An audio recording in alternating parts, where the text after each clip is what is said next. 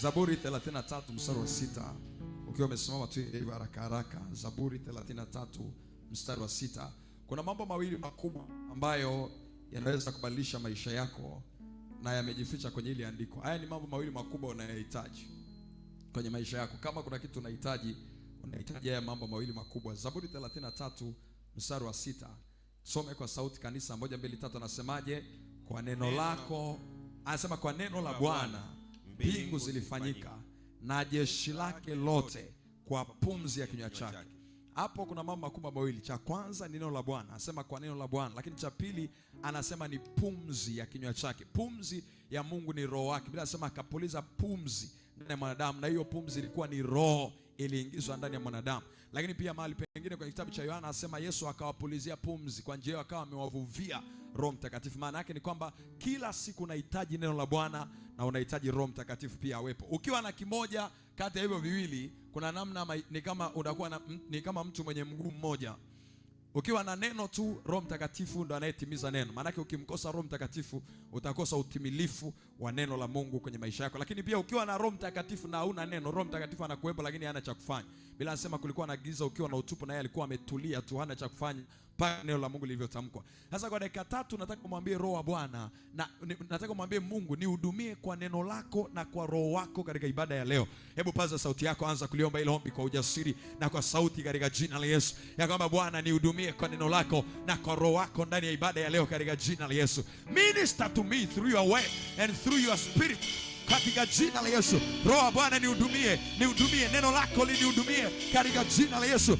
Bwana nihudumie kwa neno lako na kwa Roho wako katika jina la Yesu. Rapakatabasata yanda rekatabarabasata lamaba yakapanabasata ladaba rakadabakataya. Nihudumie kwa neno lako. Huwa unalituma neno ili kuwaponya watu. Niponye kwa neno lako, niguse kwa neno lako, nichonge kwa neno lako.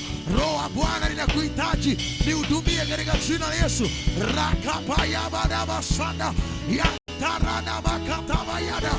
Neno la Bwana lina nguvu, likuhudumie kwa jina la Yesu. Tuhudumie kwa neno lako, tuhudumie kwa Roho wako. Ramakasanda radaba yakaparadabasanda yakadababasanda rakadababasanda yakadabayadaba lekadabaradabasaya. Katika jina la Yesu.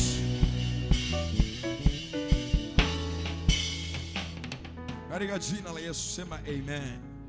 Unaweza ukakaa. Nataka nikuhakikishie Roho wa Bwana atayahudumia maisha yako katika jina la Yesu. Nasema tena, na hii sio nasema kutia moyo, nasema kitakachotokea leo. Roho wa Bwana atayahudumia maisha yetu katika jina la Yesu. Na hautaondoka kama umekuja katika jina la Yesu. Tunaendelea na nafasi ya kutembea na Roho Mtakatifu katika nyakati za kuburudishwa. Nafasi ya kutembea na Roho Mtakatifu katika nyakati za kuburudishwa. Na naomba niweke msingi kidogo wa kile ambacho tulijifunza wiki iliyopita kwa wale ambao kuepo. Na leo nitakwenda kwa haraka. Mungu akusaidie bado ukarudi ukiwa nyumbani kwenu. Sema amen sasa. Leo nitakwenda kwa haraka. Ukifika mahali ukaona unashindwa kuandika, tafadhali kama unaweza kurudi baadaye nenda ukairudie tena. Kwa nini? Kwa sababu kuna kitu Roho Mtakatifu anataka tukiachilie leo na tukimalize kwa utukufu wa jina la Yesu. Wiki iliyopita tulianza kujifunza kuhusu Roho Mtakatifu, na nikakwambia cha kwanza nilikwambia Roho Mtakatifu ni Mungu. Tulianza kujiuliza Roho Mtakatifu ni nani, kwa sababu ili uweze kutembea naye, uweze kutembea na mtu usiyemjua au uweze kutembea na usichokijua. Sasa tukaanza kujifunza kwa habari ya kutembea, kwa habari ya Roho Mtakatifu ni nani. Na nikakwambia la kwanza, Roho Mtakatifu ni Mungu. Nilikusomea maandiko kadha wa kadha ya kudhibitisha kwamba Roho Mtakatifu ni Mungu. Nikakusomea kitabu cha Wakorintho wa pili sura ya 3 ule mstari wa 17. Wakorintho wa pili sura ya 3 mstari wa 17 anasema Bwana ni Roho, na mahali alipo Roho wa Bwana, mahali hapo ndipo penye uhuru. Maana yake ni kwamba ukisema Bwana ni Roho, tafsiri yake ni kwamba Roho, huyo Roho anayeongelewa ndio Roho Mtakatifu. Kwa hiyo kwa tafsiri nyingine ni kwamba alikuwa anajaribu kusema Roho Mtakatifu ni Mungu au ni Bwana kama alivyosema hapo, na huyo ndiye ambaye atatupeleka kwenye nyakati za kuburudishwa katika jina la Yesu. Lakini nikusomea pia waraka wa kwanza wa Yohana sura ya 5 ule mstari wa 8. Waraka wa kwanza wa Yohana sura ya 5 ule mstari wa 8. Biblia ilizungumza kitu. Alizungumza kitu kwa habari.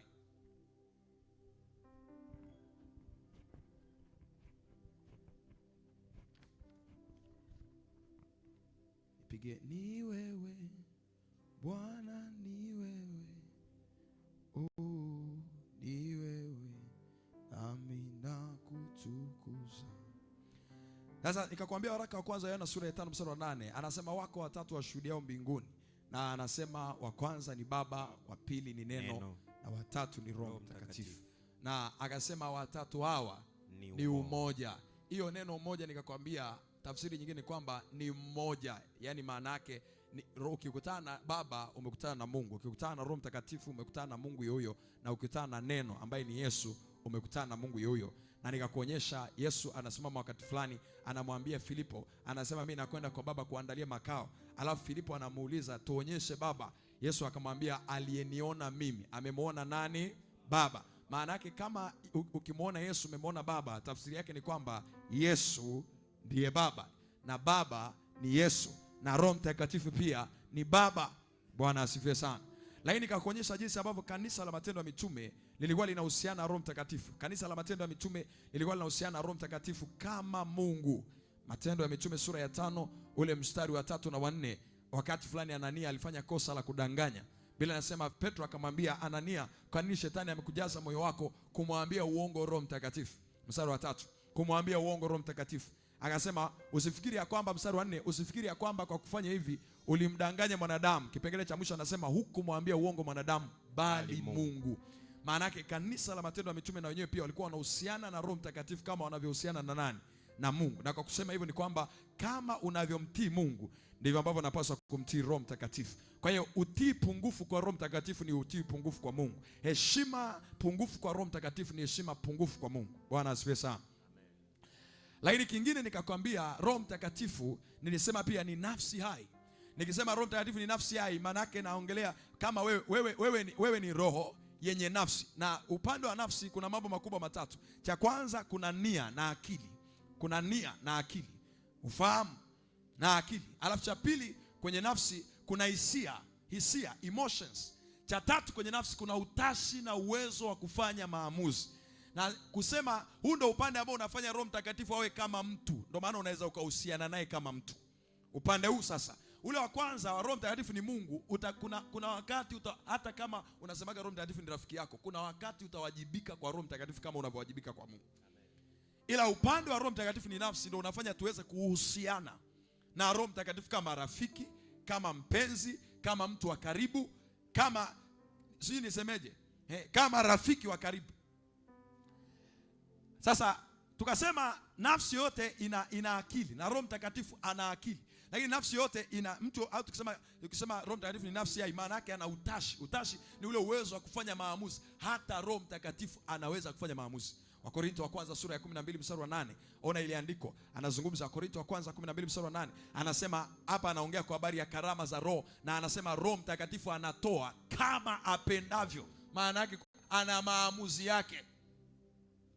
Lakini pia kama apendavyo, maana yake inarudi pia kwenye hisia. Hisia, upendo ni hisia. Anasema maana mtu mmoja kwa Roho anapewa neno la hekima na mwingine neno la maarifa kama apendavyo. Yaani Roho Mtakatifu anaweza kaamua huyu akampa neno la hekima na huyu akampa neno la maarifa kama yeye anavyopenda. Ukisema kama yeye anavyopenda, maana yake ni Roho mwenye maamuzi. Kuna wakati kama unataka kuongozwa na Roho, lazima ujue na yeye ana maamuzi yake. Na ukijua Roho Mtakatifu ana maamuzi yake, hautafanya jambo bila kumshirikisha. Hautaanza siku yako bila kumshirikisha Roho Mtakatifu. Hautaliendea jambo lote ambalo litaamua hatima yako au hatima ya maisha yako bila kusikiliza Roho Mtakatifu anasemaje kwa habari ya hilo jambo. Unajua kuna mambo mengine ni mazuri, lakini unaweza ukahisi ya kwamba unaweza ukalifanya kila mahali kwa sababu ni lizuri. Hauwezi kulifanya kila mahali. Ukisoma Matendo 16 mstari wa 6 na wa 7, Matendo ya Mitume sura ya 16 mstari wa 6 na wa 7, anazungumza kitu. Huyu ni Paulo na mwenzake walikuwa wanahubiri injili. Anasema wakafika mahali fulani. Kazi ya kuhubiri injili ni kazi njema, lakini Roho aliwazuia wasihubiri mahali fulani. Anasema wakapita katika nchi ya Frigia na wapi? Na Galatia. Endelea mtumishi wa Mungu. wakikatazwa na Roho Mtakatifu wasilihubiri lile neno katika asili. Ngoja niwaulize, kuhubiri injili ni kitu kibaya, ni kitu kizuri? Lakini huyu ni Roho wa Mungu anawakataza watu wasihubiri injili mahali fulani. Maana yake ana maamuzi. Na kwa tafsiri nyingine ni kwamba lazima, kama kuna wakati unataka kufanya maamuzi kwenye maisha yako, mshirikishe, ujue mtazamo wake ni upi, mawazo yake ni yapi, yeye angeamuaje kwenye hilo jambo, ili uweze kuamua kama ambavyo Mungu angeamua. Lakini tukisema pia Roho Mtakatifu ni nafsi hai, nataka ujue pia anaongea. Maana yake anaweza kuongea, unaweza ukaongea naye, mnaweza mkazungumza. Kuna kaimbo kalikuwa kanaimba kule kwenye tenzi, zaidi zaidi zaidi ni fahamu Yesu, nijue pendo lake na wokovu wake.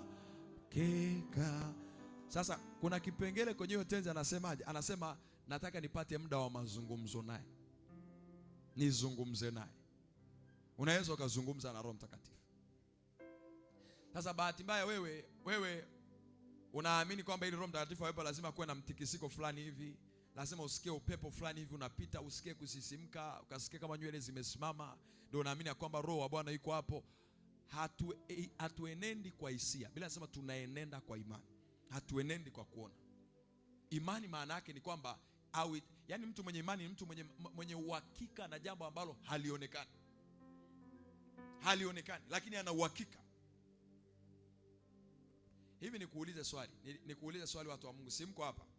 Nani hapa amewahi kuona figo yake? Nyanyua mkono juu, umewahi kuona figo yako? Watu wa Mungu, nani anasema mimi pastor sina figo? Haya, nani anasema mimi pastor sina moyo? Haya, nani amewahi kuona moyo wake hapa? Yaani uliwahi kuutoa hivi ukauona afu baadaye au uliwahi kuonyeshwa moyo wako? Nani amewahi kuona moyo wake hapa? Haya, ngoja niulize kitu kingine. Kongosho. Kuna kiungo kwenye mwili kinaitwa kongosho. Nani anaamini kongosho anayo? Yaani unaamini unayo, unaamini iko ndani ya mwili wako.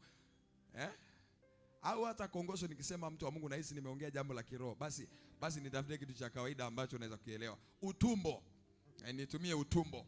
Nani anaamini ana utumbo? Uko ndani, Nyanyua mkono juu. Haya, shusha mkono. Nani amewahi kuona utumbo wake hapa? Haujawahi kuona, ila unaamini. Sasa ndivyo hivyo pia Roho Mtakatifu hauhitaji kumuona, hauhitaji kuona eti mtu amekuja akashuka upepo au njiwa amekuja akatoa juu yako ndio uamini kwamba una Roho. Sisi hatuenendi kwa kuona. Tunaenenda kwa imani. Bwana Yesu asifiwe sana.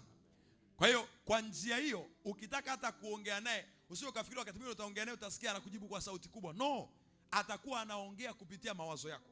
Kuna njia kama 3 ambazo Roho Mtakatifu anazitumia kuongea na mtu. Njia ya kwanza, Roho Mtakatifu atatumia neno la Mungu kuongea na wewe. He will use the word of God to speak to you. Kuna wakati unaweza kuwa unataka kuliendea jambo fulani, alafu kuna andiko unalikumbuka. Na kupitia kulikumbuka hilo andiko, au unaweza kuwa ulikuwa unajiuliza maswali fulani, alafu kuna andiko unalikumbuka. Au ulikuwa unapitia jambo fulani, alafu kuna andiko linaletwa ndani ya moyo wako.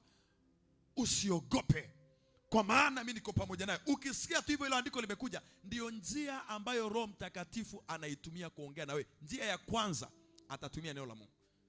Lakini njia ya pili atatumia mawazo yako. Mawazo yako. Mungu anafanya kazi na mawazo yako. Ndio maana Biblia inasema haupaswi kuwaza kila kitu. Unapaswa kuyatafakari yaliyo juu, kwa sababu kwa njia hiyo ndio Mungu anaweza kupenyeza idea zake kwenye akili zako. Na kwa nini nasema mawazo yako? Ni kwa sababu Roho Mtakatifu yuko ndani yako. Na kama yuko ndani yako, kuna mawazo mengine yatakuwa yanakuja ndani yako, sio ya kwako. Kama ambavyo Petro aliwaza, akamchukua Yesu akampeleka pembeni akamkemea. Mathayo 16 mstari wa 21, 22, 23. Petro aliwaza jambo, akamchukua Yesu akamsogeza pembeni. Akamwambia Yesu, nakukemea. Sijui alimkemea kwa jina la nani? Sijui alisema nakuapisa kwa jina la Baba na la Mwana na Roho Mtakatifu. Usiongeongee kwa habari za kufa. Yesu akamwangalia, angalia hapa. Anasema tangu wakati huo Yesu alipoanza, twende mstari, akaanza kuongea kwa habari ya kuokoa kwake. Mstari wa 22. Petro akamchukua akaanza kumkemea akisema, hasha Bwana, hayo hayatakupata. Acha kuongea udhaifu Yesu. Umepungukiwa na imani. Tena mstari unaofuata 23. Akageuka akamwambia Petro, nenda nyuma yangu, Shetani, kikwazo kwangu, maana huyawazi yaliyo ya Mungu bali ya wanadamu. Yesu amejuaje Shetani ndio yuko ndani ya Petro? Aliangalia mawazo ambayo Petro alikuwa anayawaza. Kwa sababu ukikataa Yesu asisulubiwe, maana yake umekataa wokovu usije duniani. Kwa hiyo kumkemea Yesu kwamba asiende kufa, maana yake ni kuzuia. Na ndio maana wazo la kumsaliti Yesu angepewa Petro asingelifanya. Lilimhitaji Yuda. Kwa sababu Petro tayari ameshaonyesha kumkemea Yesu. Yaani inawezekana hata hilo wazo angepewa Petro, angelikemea kwa jina la Yesu. Kwa hiyo Yuda ni wa muhimu sana kwenye safari ya Ukristo. Sema amen. Au hiyo kazi ulikuwa unaiweza? Nikuulize, wewe ungeweza kumsaliti Yesu? Ungeweza? Sijui, ila kuna ambao wanaweza. Kuna ambao wanaweza. Bwana Yesu asifiwe sana. Bwana asifiwe sana.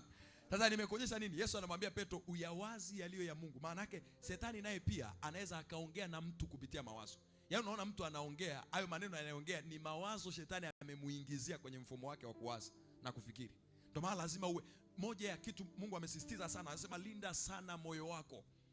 Kwenye moyo ndo kuna mawazo. Daudi anasema mawazo ya moyo wangu na maneno ya kinywa changu. Lakini ameanza na mawazo ya moyo wangu na maneno ya kinywa changu yapate kibali mbele zako.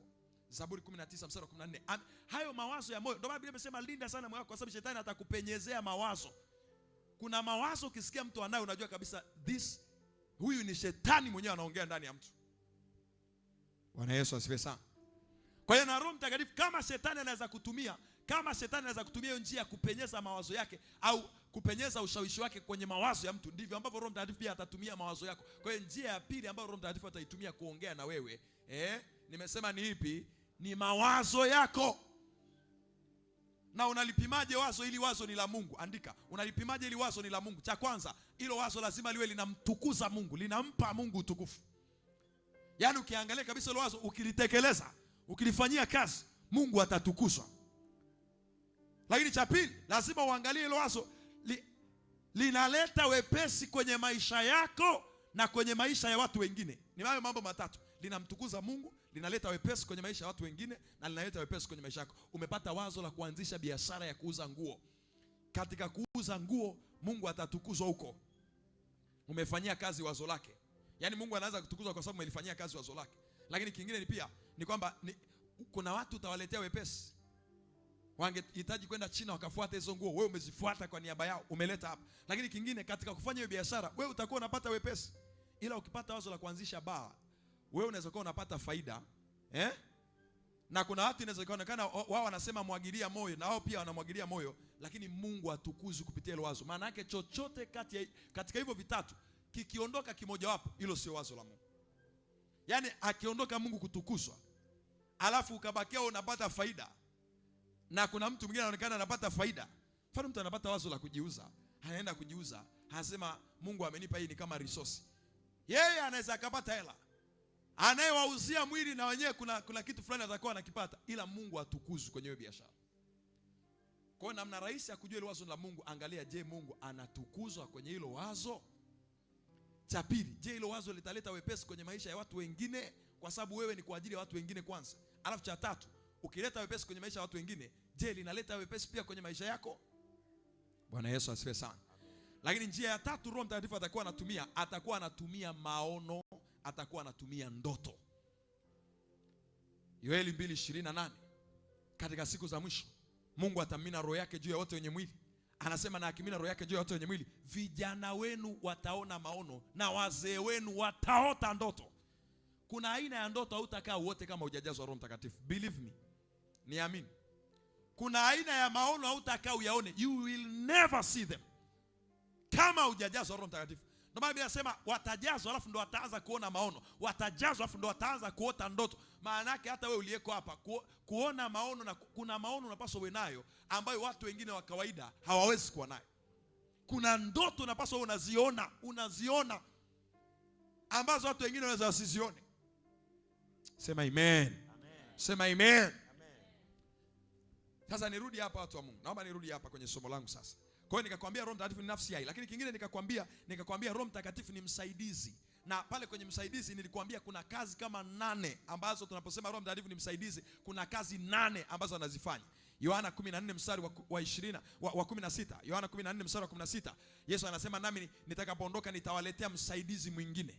Anasema nitamuomba Baba naye atawapatia msaidizi mwingine ili akae nanyi hata milele. Sasa amplified, Biblia ya tafsiri nyingine ya amplified, ana hilo neno msaidizi mwingine ameelezea mambo kama 7.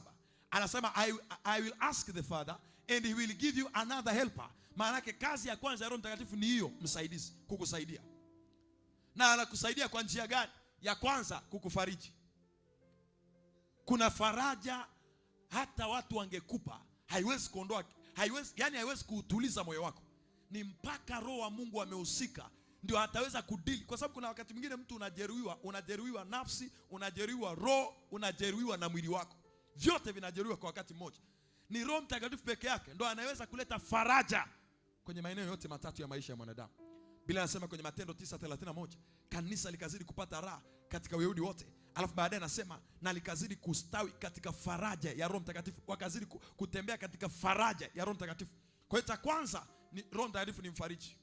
Na unahitaji kumjua hivi, kwa sababu sio kila wakati watu watakufariji.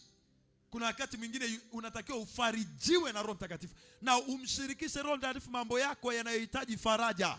Hebu sema katika jina la Yesu, Roho Mtakatifu, kuanzia leo nimekutambua ya kwamba wewe ni mfariji.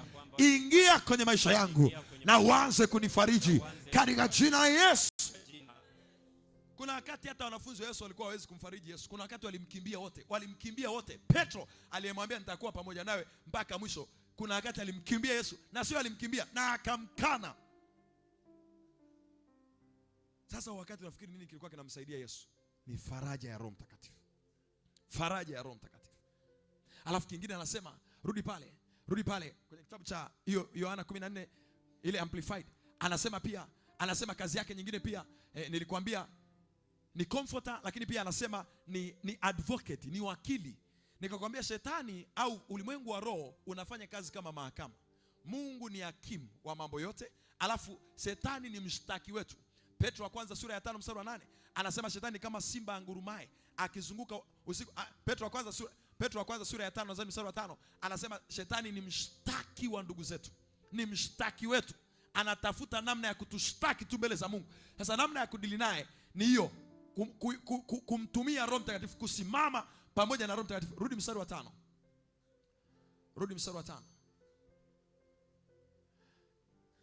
Twende mstari wa 6. Mstari wa 7. Anasema huku mkimtwika yeye fadhaa zenu, maana yujishughulisha sana mambo yenu. Mstari wa 8. Muwe na kiasi. Mstari wa 8. Muwe na kiasi, anasema kwa kuwa mshtaki wenu Ibilisi. Umeona mshtaki wenu? Maana shetani ndo anayekushtaki mbele za Mungu. Mungu muangalie tena huyu mtu leo. Mungu, ona hiki hajafanya vizuri. Ona jinsi anavyotumia hela zake bila kushirikisha. Ona jinsi anaendea mambo yake kichwa. Mshtaki. Sasa nini kitakusaidia? Wewe kama wewe hauwezi kujitetea mbele ya shetani ukashinda kwa haraka. Ndio maana unamhitaji Roho Mtakatifu akutetee, asimame kwa niaba yako. Kwa nini? Kwa sababu Roho Mtakatifu anaijua sheria. Wakili ni mtu anayejua sheria. Roho Mtakatifu analijua neno, anayajua hata mafumbo ya siri ya Mungu. Ndio maana hata unapoanza kuomba, mtake Roho Mtakatifu akuongoze kwenye maombi. Omba kwa kunena kwa lugha sana. Alafu kazi nyingine ya Roho Mtakatifu anasema hii hapa. Kazi nyingine ya Roho Mtakatifu anazungumza, anasema ni counselor, ni mshauri. Maana yake wakati utahitaji ushauri wa Roho Mtakatifu, kazi yake nyingine ni intercessor, ni muombezi. Na nikasema kwenye eneo la uombezi anafanya kazi ya kukusaidia mambo 3. Ya kwanza ni kukuombea, ya pili ni kukufundisha cha kuomba, ni nini unahitaji kukiomba kwa wakati huo. Cha 3 ni kukufundisha namna ya kuomba hicho unachopaswa kukiomba.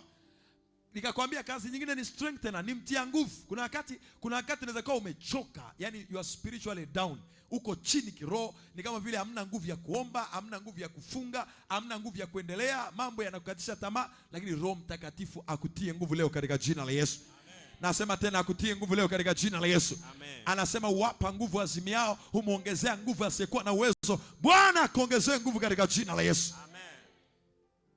Kazi yake nyingine ya mwisho ni standby. Ni mtu ambaye anakuwa pamoja nawe kila unapoingia mahali popote, hauko peke yako. Daudi anasema hata ukiona napita kwenye bonde la uvuli wa mauti, usiniangalie ukafikiri niko peke yangu. Niko pamoja na Bwana, niko pamoja na Roho Mtakatifu. Ndio maana aliomba ombi moja kubwa, akasema Bwana, Roho wako Mtakatifu usiniondolee. Maana Daudi alikuwa anajua kazi nyingine ya Roho Mtakatifu ni kutembea pamoja naye. Ukiona jirani yako anasinzia, mtikise. Tikise.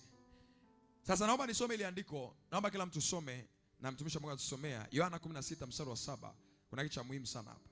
Yohana 16 mstari wa 7. Yohana 16 mstari wa 7. Lakini mimi nawaambia iliyo kweli.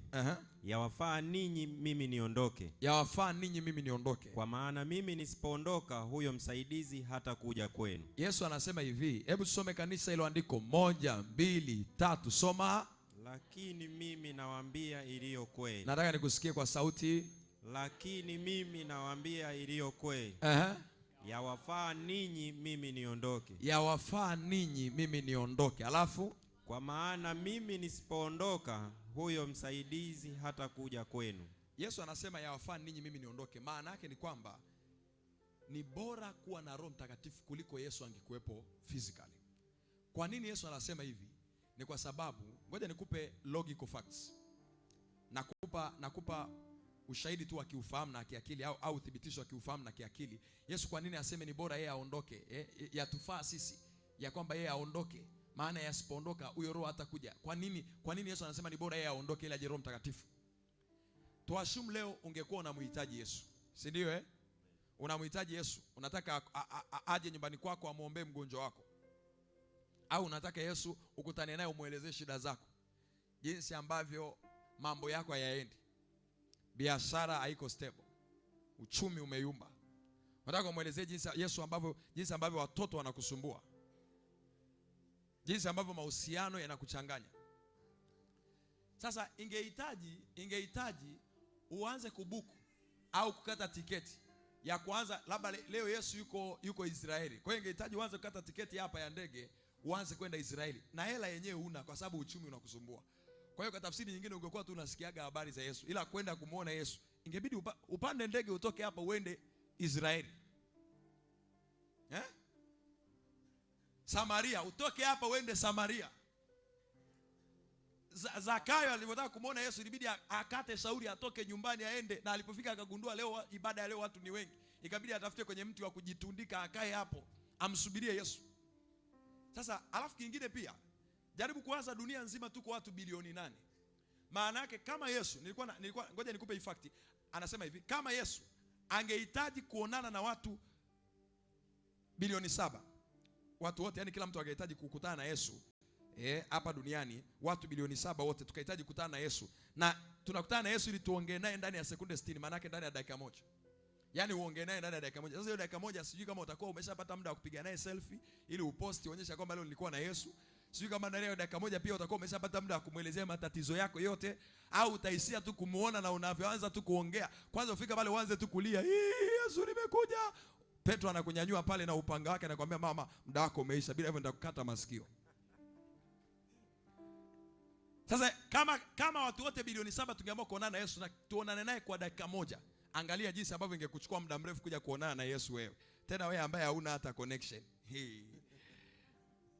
Angalia, nilikuwa nafuatilia anasema, kwa hiyo kama Yesu angehitaji kuonana na watu kwa dakika moja, ndani ya lisali moja angekuwa ameweza kuonana na watu 840 tu. Ndani ya lisaa limoja. Alafu angalia.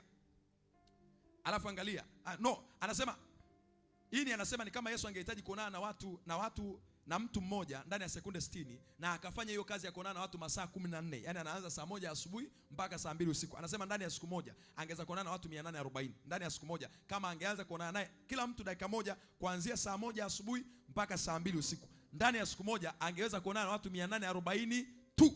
Alafu anasema ndani ya siku 1190 angekuwa ameweza kuonana na watu 1,000,000. Hii siku 1190 almost ni miaka 3. Angekuwa ameweza kuonana na watu 1,000,000 tu. Sasa jaribu kuwaza Watanzania tuko milioni 60. Maana yake kama una shida yako ndani ya miaka 3 bado ungekuwa huna uwezo wa kumuona Yesu. Na kama ni ugonjwa ungekuwa umeshakuua tayari. Kama ni madeni anayekudai angekuwa ameshakubandika kesi ya uhaini tayari. Ngeuke jirani yako, mwambie unaonaje hiyo? Sasa ili amalize, nikawa naona watu wanasema ili amalize watu bilioni 7 kwa kuongea nao kila mtu mmoja kwa dakika moja na afanye kazi ndani ya masaa 14 kwa siku. Angetumia, kama angehitaji kuona watu bilioni 7, angetumia miaka milioni 2,147,000 kumaliza watu bilioni 7. Sasa wewe unaishi miaka 30, 40, 60, 70, 80, ungekuwepo wewe? Ndio kile ninakwambia, ungekuwepo wewe?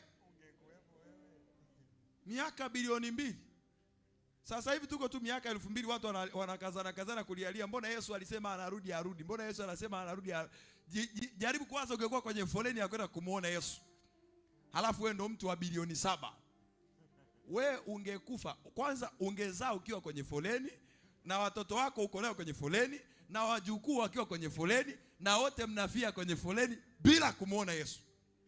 Kwa hiyo Roho Mtakatifu amekuja ili afanye Yesu apatikane kila mahali kwa wakati mmoja. Maana yake hata kama leo unamhitaji Yesu, unaweza ukakutana naye kupitia Roho Mtakatifu katika jina la Yesu. Amen. Sema amen.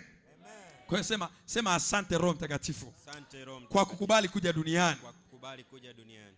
Amen. Naomba nizungumze sasa maeneo ambayo Roho Mtakatifu anakaa kwenye maisha ya muamini au kwa muamini. Maeneo ambayo Roho Mtakatifu anakaa kwa muamini. Nimekuonyesha ingekuchukua miaka milioni 2. Yaani kama ungekuwa ndo mtu wa bilioni 7, hata ungekuwa ni mtu wa milioni 60, ungezeeka ukiwa kwenye foleni.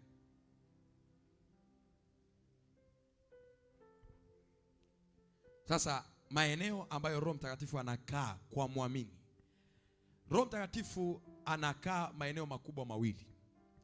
Anakaa ndani ya muamini na anakaa juu ya muamini. Lakini pia kuna eneo jingine, ili eneo sasa sio anakaa na ini, anaenda pamoja na muamini. Pamoja, anakuwa pamoja na muamini.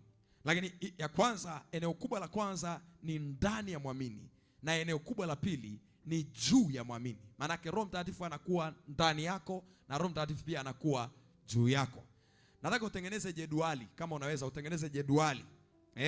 Upande huu unakuwa ni Roho Mtakatifu ndani yangu. Upande huu unakuwa ni Roho Mtakatifu juu yangu. Alafu nataka nikuonyeshe Roho Mtakatifu akiwa ndani yako anakuwa ana kazi gani, na wakati huo akiwa juu yako anakuwa na kazi gani. Roho Mtakatifu akiwa ndani yako anakuwa na kazi gani, na akiwa juu yako anakuwa na kazi gani. Tengeneza kajedwali kako pale. Au kama utakuwa unaandika Roho Mtakatifu akiwa ndani yangu atakuwa analeta kitu fulani, na akiwa juu yangu atakuwa analeta kitu fulani. Roho Mtakatifu akiwa ndani yangu atakuwa analeta kitu fulani, na akiwa juu yangu atakuwa analeta kitu fulani. Cha kwanza, Roho Mtakatifu akiwa ndani yako anakuwa ni kwa ajili yako peke yako. Ni kwa ajili yako peke yako. Maana yake yupo kwa ajili yako, sio kwa ajili ya watu wengine. Roho Mtakatifu akiwa ndani yako maana yake ni kwa ajili yako. Yuko pale kwa ajili yako.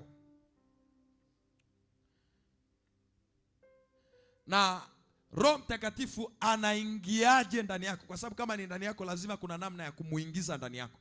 Anaingiaje ndani yako?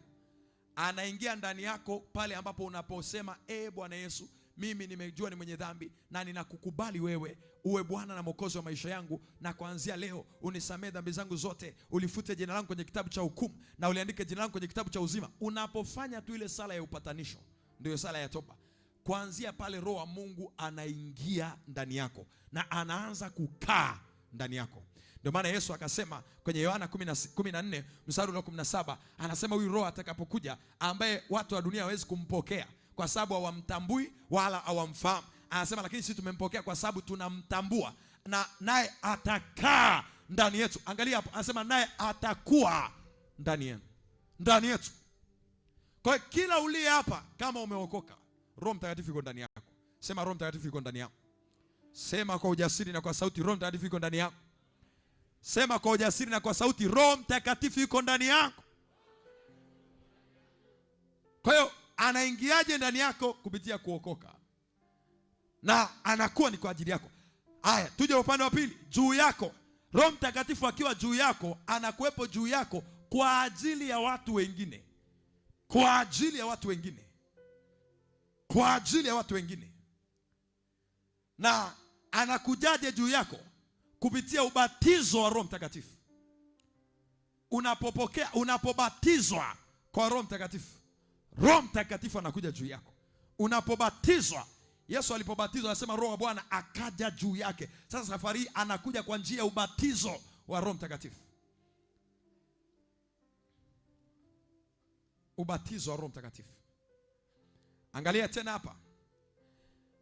Roho Mtakatifu anapokuwa ndani yako, kazi yake ni nini? Kazi yake ya kwanza ni nini? Kazi yake ya kwanza ni kukutengenezea tabia za Mungu. Kazi yake ya kwanza ni kukutengeneza utembee kwenye asili ya Mungu. Maana yake anakuja kwa ajili ya kutengeneza asili na tabia za Mungu ndani yako. Anakuja kwa ajili ya kutengeneza asili na tabia za Mungu ndani yako.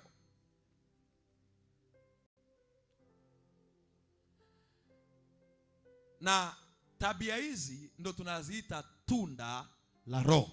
Mwambie jirani yako, tabia hizi ndo tunaziita tunda la Roho. Maana yake kwenye tunda la Roho wa Galatia sura ya 5 mstari wa 22 na 23. Angalia hapa vizuri. Angalia hapa vizuri. Wa Galatia sura ya 5 mstari wa 22 na 23. Anasemaje?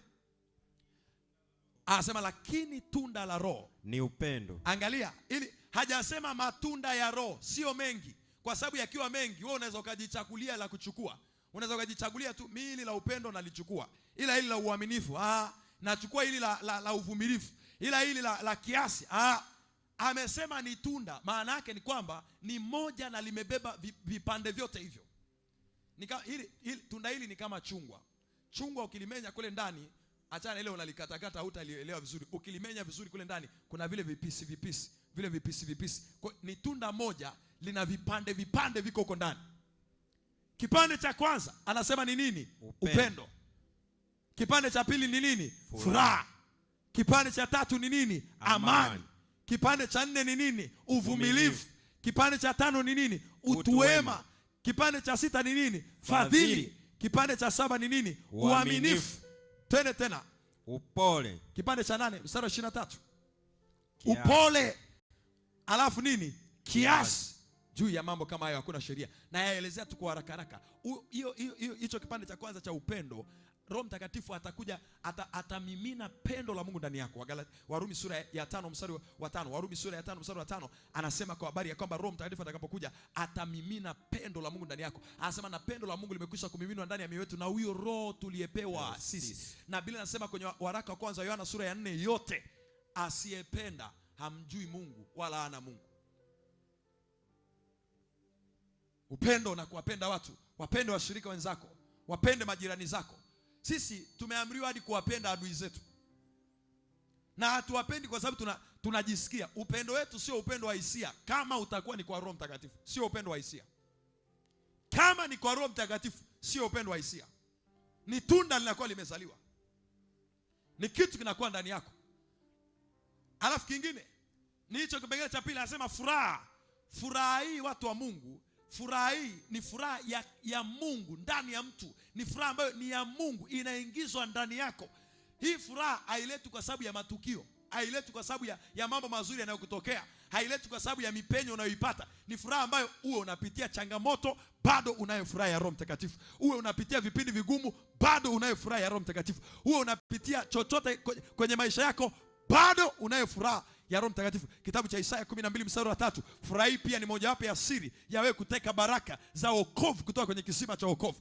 Isaya 12 mstari wa 3 anasema kwa furaha tutateka maji. Anasema basi kwa furaha mtateka maji katika visima vya wokovu. Maana yake furaha hii ni chombo cha kutekea baraka za Mungu kwenye maisha yako. Furaha hii hausubiri ije, unaiactivate.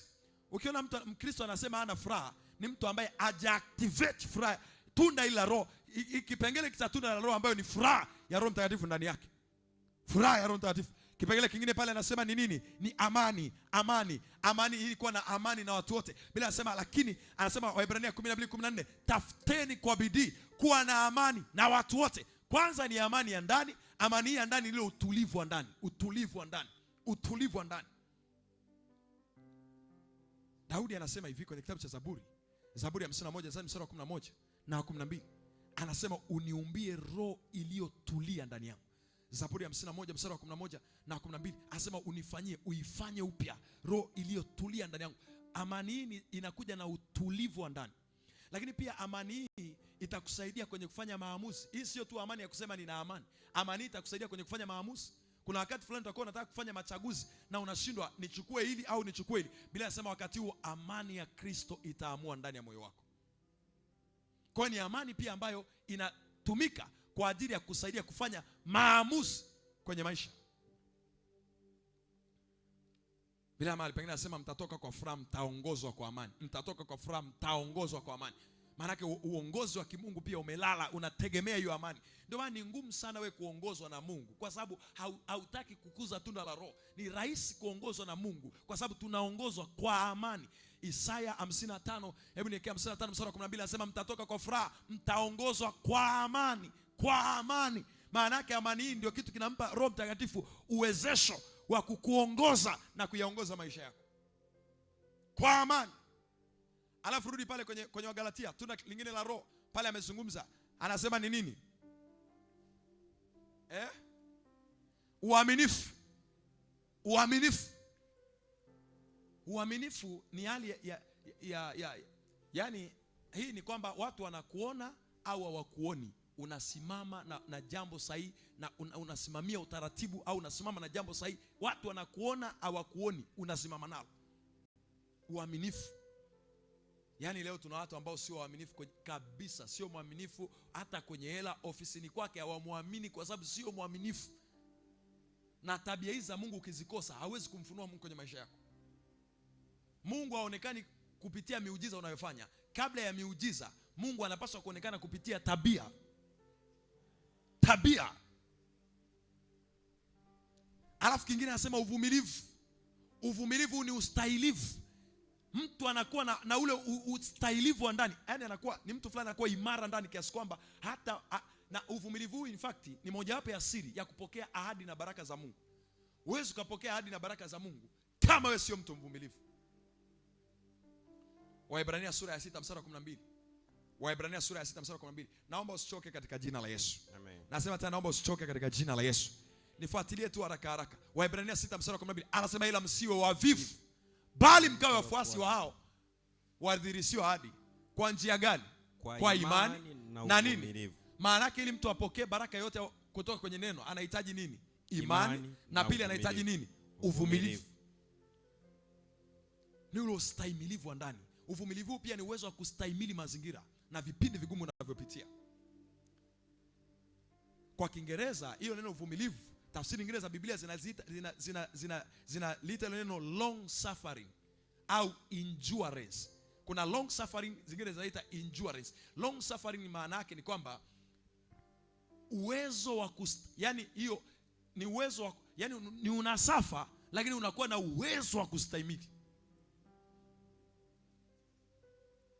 Bwana Yesu asifiwe sana. Bwana Yesu asifiwe sana. Alafu twende tena pale.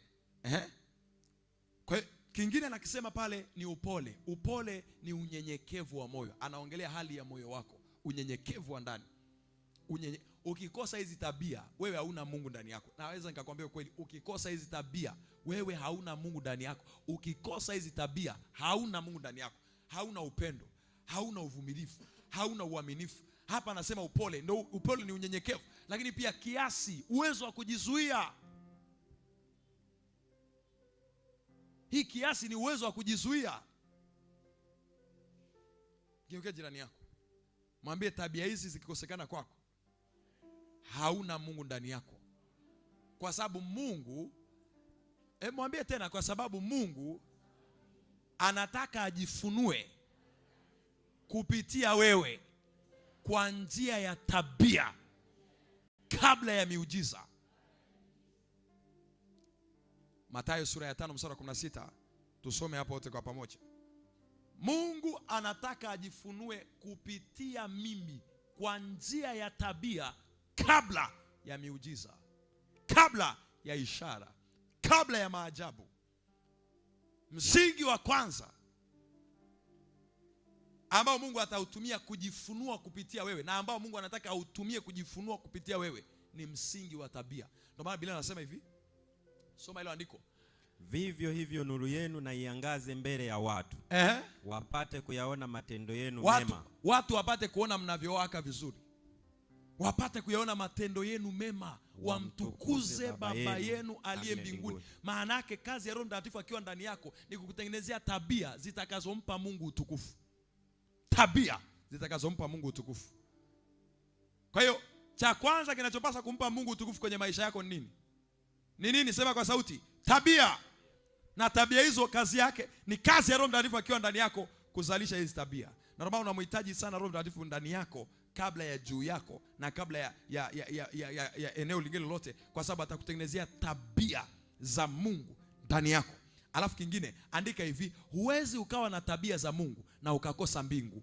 Huwezi ukawa na tabia za Mungu na ukakosa mbingu. Huwezi, niamini mimi, huwezi, kwa sababu ili uwe nazo lazima Roho awe ndani yako, na Roho kuwa ndani yako maana yake tayari umezaliwa mara ya pili. Na kuzaliwa mara ya pili kwa njia hiyo, kama umezaliwa mara ya pili, maana yake mbingu ni uhakika. Huwezi ukawa na tabia za Mungu na ukakosa mbingu. Never. Never. Never.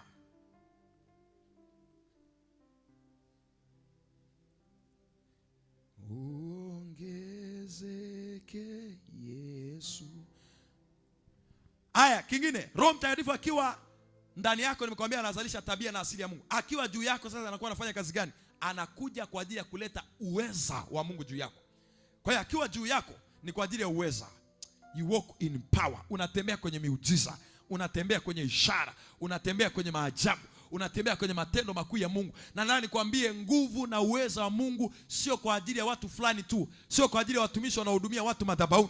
Kila mmoja ulio kwenye nyumba hii ya Bwana unapaswa kutembea kwenye miujiza na uwezo wa Mungu. Ndio maana Biblia akasema mtakeni Bwana na nguvu zake. Hajasema wachungaji mtakeni Bwana, hajasema wazee wa kanisa mtakeni Bwana, hajasema wainjilisti mtakeni Bwana. Amesema kanisa, watu wote mtakeni Bwana na nguvu zake. Mtakeni Bwana na nguvu zake. Biblia inasema Mariamu akamwambia Roho wa Bwana, linawezekanaje neno hili? Bwana akamwambia, malaika wa Bwana akamwambia, Roho wa Bwana atakujilia juu yako na nguvu za aliye juu zitakufunika kama kivuli. Kama wewe ni mama uko mahali hapa, unahitaji nguvu za Roho Mtakatifu. Wewe ni binti uko mahali hapa, unahitaji nguvu za Roho Mtakatifu. Anasema ndani ya huyu mtoto kulikuwa na roho ya Bwana, kulikuwa na roho ya hekima, kulikuwa na roho ya shauri, kulikuwa na roho inaitwa roho ya uweza. Maana yake Roho Mtakatifu juu yako ni uwezo wa Mungu juu yako. Roho Mtakatifu juu yako ni nguvu za Mungu juu yako. Roho Mtakatifu juu yako ni matendo makuu ya Mungu juu yako, katika jina la Yesu. Kama uko hapa hivi kwa dakika moja, mwambie Roho wa Bwana, njoo juu yangu na uje na uweza katika jina la Yesu. Roho wa Bwana, njoo juu yangu na uje na uweza katika jina la Yesu. Matendo sura ya 1 ule mstari wa 8 anasema, nanyi mtapokea nguvu, you shall receive power, baada ya Roho wa Bwana kuja juu yako. Luka 24 ule mstari wa 49, hii ndo naipenda vizuri. Luka 24 ule mstari wa 49 anawaambia Yesu wanafunzi wake ya kwamba kaeni hapa mjini, anasema hata mtakapovikwa uwezo utokao juu. Maana yake ni kwamba Roho wa Bwana akija juu yako anakuvika uweza. Unakuwa kama Samsoni ambaye watu walikuwa wanajaribu, wanajiuliza huyu jamaa nini siri ya nguvu zake. Hawakujua ya kwamba siri ya nguvu za Samsoni ni Roho wa Bwana akija juu yake. Yamakasanda, Roho wa Bwana aje juu yako, Roho wa Bwana aje juu yako, Roho wa Bwana aje juu yako. Nasema tena kwa jina la Yesu, Roho wa Bwana aje juu yako katika jina la Yesu. Mwezi wa kwanza utembee na Roho wa Bwana juu yako. Mwezi wa pili na miezi yote utembee na Roho wa Bwana juu yako katika jina la Yesu. Sema amen kama mtu mwenye uhai. Roho wa Bwana akija juu yako analeta uweza wa Mungu juu yako. Na kuanzia hapo ndio utaanza kufanya mambo yasiyowezekana kwa wanadamu wengine. Yasiyowezekana kwa wanadamu wengine yanawezekana Roho wa Bwana akija juu yako. Mariamu anauliza, linawezekanaje neno hili? Simjui mume. anaambiwa ili jambo Roho wa Bwana akija juu yako na nguvu za aliye juu zikufunika linawezekana. Maana yake Roho wa Bwana akija juu yako, kama kuna mambo mwaka huu unataka kuyaweza ambayo wanadamu wengine wameyashindwa, unahitaji aina hii ya Roho wa Bwana kuja juu yako. Hasema malaika akamjibu akamwambia, Roho atakujilia juu yako. Sio ndani yako, hii sio ndani yako, hii ni juu yako. Roho atakujilia juu yako na nguvu za aliye juu zitakufunika. Maana yake Roho wa Bwana akiwa juu yako, ujue nguvu za aliye juu zipo juu yako. Na kwa tafsiri nyingine ni kwamba utayaweza mambo ambayo wanadamu wengine hawayawezi katika jina la Yesu. Na kuona ukiyaweza mambo ambayo wengine hawawezi katika jina la Yesu. Nasema wewe utayaweza katika jina la Yesu. Unaposema amen au unitii moyo, unakubaliana hiki ninachokisema. Nasema wewe utaweza katika jina la Yesu. Amen. Kuna mambo wanawake wenzako hawawezi, wanaume wenzako hawawezi, wanandoa wenzako hawawezi, vijana wenzako hawawezi, watumishi wenzako hawawezi, kwa sababu hawajataka upande huu wa Roho. Roho wa Bwana aje juu yako. Roho wa Bwana akiwa juu yako anazalisha nini? Anazalisha ishara, anazalisha miujiza na matendo makuu ya Mungu kwenye maisha yako. Ishara, miujiza na matendo makuu ya Mungu kwenye maisha yako. Kuna kitu uliona hakiwezekani kwenye biashara, kuna kitu uliona hakiwezekani kwenye huduma, kuna kitu umeona hakiwezekani kwenye kazi unayofanya. Na nikwambie leo, Roho wa Bwana akija juu yako, utayaweza mambo yote katika jina la Yesu. Paulo anasema nayaweza mambo mangapi? Yote katika yeye anitiaye nini? Nguvu. Maana kuna uweza wa Bwana ulikuwa unakuja juu ya Paulo, na Paulo anayaweza yote yote yote. Paulo, unaiweza biashara? Ndio naiweza, kwa sababu ninao uwezo wa Bwana juu yangu. Paulo, unaweza huduma? Ndio naweza, kwa sababu nina uwezo wa Bwana juu yangu. Paulo ambaye hakustahili kuitwa mtume aliweza utume kwa sababu kuna Roho wa Bwana alikuja juu yake. Aje juu yako leo kwa jina la Yesu. Aje juu yako leo kwa jina la Yesu. Aje juu yako leo kwa jina la Yesu. Roho wa Bwana akiwa juu yako ni kwa sababu ya uweza. Yesu anasema Roho wa Bwana yuko juu yangu, naye amenipaka mafuta niwahubiri maskini habari njema. Kuna mambo ambayo Yesu alianza kuyaweza. Ni wafungue waliofungwa, ni waweke huru waliosetwa, ni kutangaza mwaka wa Bwana uliokubaliwa. Yesu, hii umewezaje? Ni kwa sababu Roho wa Bwana yuko juu yangu.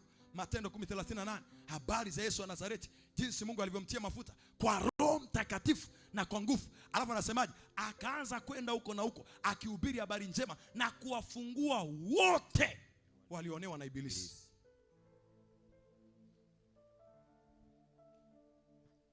Huwezi kufanya mambo ya kimungu kama Roho wa Mungu hajaja juu yako. Huwezi ukaenda zaidi ya kawaida kama Roho wa Mungu hajaja juu yako. Mwaka huu nataka ifikie mahali watu wajiulize nini siri ya nguvu zako. Na nataka ifikie mahali kabisa watu wajiulize nini siri ya nguvu zako. Nini siri ya biashara? Mbona wewe uliingia ile eneo, sisi tulijaribu ule mtaa tukafanya tukashindwa. Wewe imekuwaje umeenda ukaweza? Nataka ifikie mahali watu waanze kujiuliza hivyo kwenye maisha yako katika jina la Yesu. Amen. Alafu angalia, Roho wa Bwana akiwa ndani yako, analeta nini ndani yako? Akiwa ndani yako, anakusaidia mambo mawili tena. Anakusaidia kwanza umjue Mungu na kuhusiana naye. Akiwa ndani yako anakusaidia umjue Mungu kibinafsi. Swala la kumjua Mungu sio swala la ujumla, sio swala la jumuiya, ni swala la kibinafsi. Lazima uwe na personal revelation kumhusu Mungu wako. Lazima uwe na ufunuo binafsi. Daudi anaingia kwenye vita, anakuta wengine wanamuona Goliathi anakimbia. Daudi anajua kuna ambaye aliniokoa. Anasema yule ambaye aliniokoa na makucha ya simba na dubu ndiye atakayeniokoa na mikono ya Mfilisti huyu. Kuna namna anamjua Mungu wake. Na kujia kwa jina la Bwana wa majeshi, kuna namna anamjua Mungu wake. Sasa nimesema Roho wa Bwana akiwa ndani yako atakusaidia mambo makubwa mawili kwenye hicho kipengele. Kule hii tunaendelea kwenye kipengele cha sasa hivi. Cha kwanza, umjue Mungu na uweze kuhusiana na Mungu. Kwa hiyo ni Roho wa Bwana akiwa ndani yako ndio anakupa ufunuo kuhusu Mungu. Na anakupaje ufunuo kuhusu Mungu? Wakorintho wa kwanza sura ya 2 ule mstari wa 10. Wakorintho wa kwanza sura ya 2 ule mstari wa 10. Nataka kila mmoja waandike. Wakorintho wa kwanza sura ya 2 mstari wa 10. Anasema Roho wa Bwana. Anasema lakini Mungu ametufunulia sisi kwa Roho. Maana yake ufunuo wote kuhusu Mungu unaupata kwa njia gani? Ya Roho Mtakatifu. Kwa nini Mungu ametufunulia sisi kwa Roho Mtakatifu? Maana Roho huchunguza yote, hata mafumbo ya Mungu. Yaani Roho anamjua Mungu wote kama alivyo. Kwa hiyo akiingia ndani yako anakufunulia, anakufundisha. Tumesema moja hapa, kazi ya Roho Mtakatifu ni kufanyeje? Ni kukufundisha. He will teach you. Atakufundisha. Kitabu cha waraka wa kwanza wa Yohana sura ya 2 mstari wa 20 na mstari wa 27. Waraka wa kwanza wa Yohana sura ya 2 mstari wa 20 na mstari wa 27. Anasema mafuta yale yanayokaa ndani yetu. Nanyi mmepakwa mafuta na yeye aliye mtakatifu, nanyi mnajua nyote. Tunajua nyote, yani tunajua. Sasa angalia mafuta yanakaa wapi? Mstari wa 27. Nanyi mafuta yale mlipata kwake yanakaa ndani yenu. Mafuta yanakaa wapi? Ndani yenu. Hebu sema kwa sauti kanisa, yanakaa wapi? Ndani yetu. Na yakiwa ndani yetu kazi yake ni nini? Endelea, anasemaje? Wala hamna haja ya mtu kuwafundisha. Lakini kama mafuta yake yanavyowafundisha habari za mambo yote, tena ni kweli wala si uongo, na kama yalivyowafundisha, kaeni ndani yake. Haumjui Mungu kwa sababu umesikia mahubiri kuhusu Mungu. Kumjua Mungu ni zaidi ya kuwa na taarifa kuhusu Mungu. Unajua wewe unaweza kuwa unajua kwa taarifa kwamba Mungu ni mponyaji. Ila yule mama aliyegusa upindo wa Yesu akapona, yeye hana tu taarifa. Yeye akikwambia Yesu ni mponyaji, hakupi tu taarifa. Hujanielewa vizuri. Amen. Ibrahimu akikwambia Mungu ni mtenda miujiza, hakuambii kwa sababu alisikia mafundisho au alisoma kwenye Mathayo. Sababu leo tuna vitu tunaongea kwa sababu tumesoma kwenye mafundisho. Hii kumjua Mungu ni sio tu kumjua kwa kumsikia. Ni Roho Mtakatifu anakupeleka kwenye experience binafsi na Mungu. Unapolisoma neno, kuna namna anakufunulia neno, kuna picha anazitengeneza ndani yako, unaanza kumwona Mungu kwa upana, kwa namna ambayo isingewezekana kwa njia ya kawaida. Alafu sio tu anakufunulia hivyo, na anakusaidia uweze kuhusiana naye. Maana kila ufunuo unaopata kuhusu Mungu, Roho wa Bwana ndio roho wa ufunuo. Kila anapokuja anakupa ufunuo kuhusu Mungu, na anapokupa ufunuo kuhusu Mungu, anakusaidia uhusiane na Mungu kwa namna hiyo. Uhusiane na Mungu kwa namna hiyo. Na hapo kwenye kuhusiana na Mungu, Roho wa Bwana ndio atakupeleka kwenye maombi, ndio atakupeleka kwenye mifungo, ndio atakupeleka kwenye mikesha, ndio atakupeleka kwenye ibada, ndio anayeamsha kiu na shauku ya mambo ya Mungu ndani yako.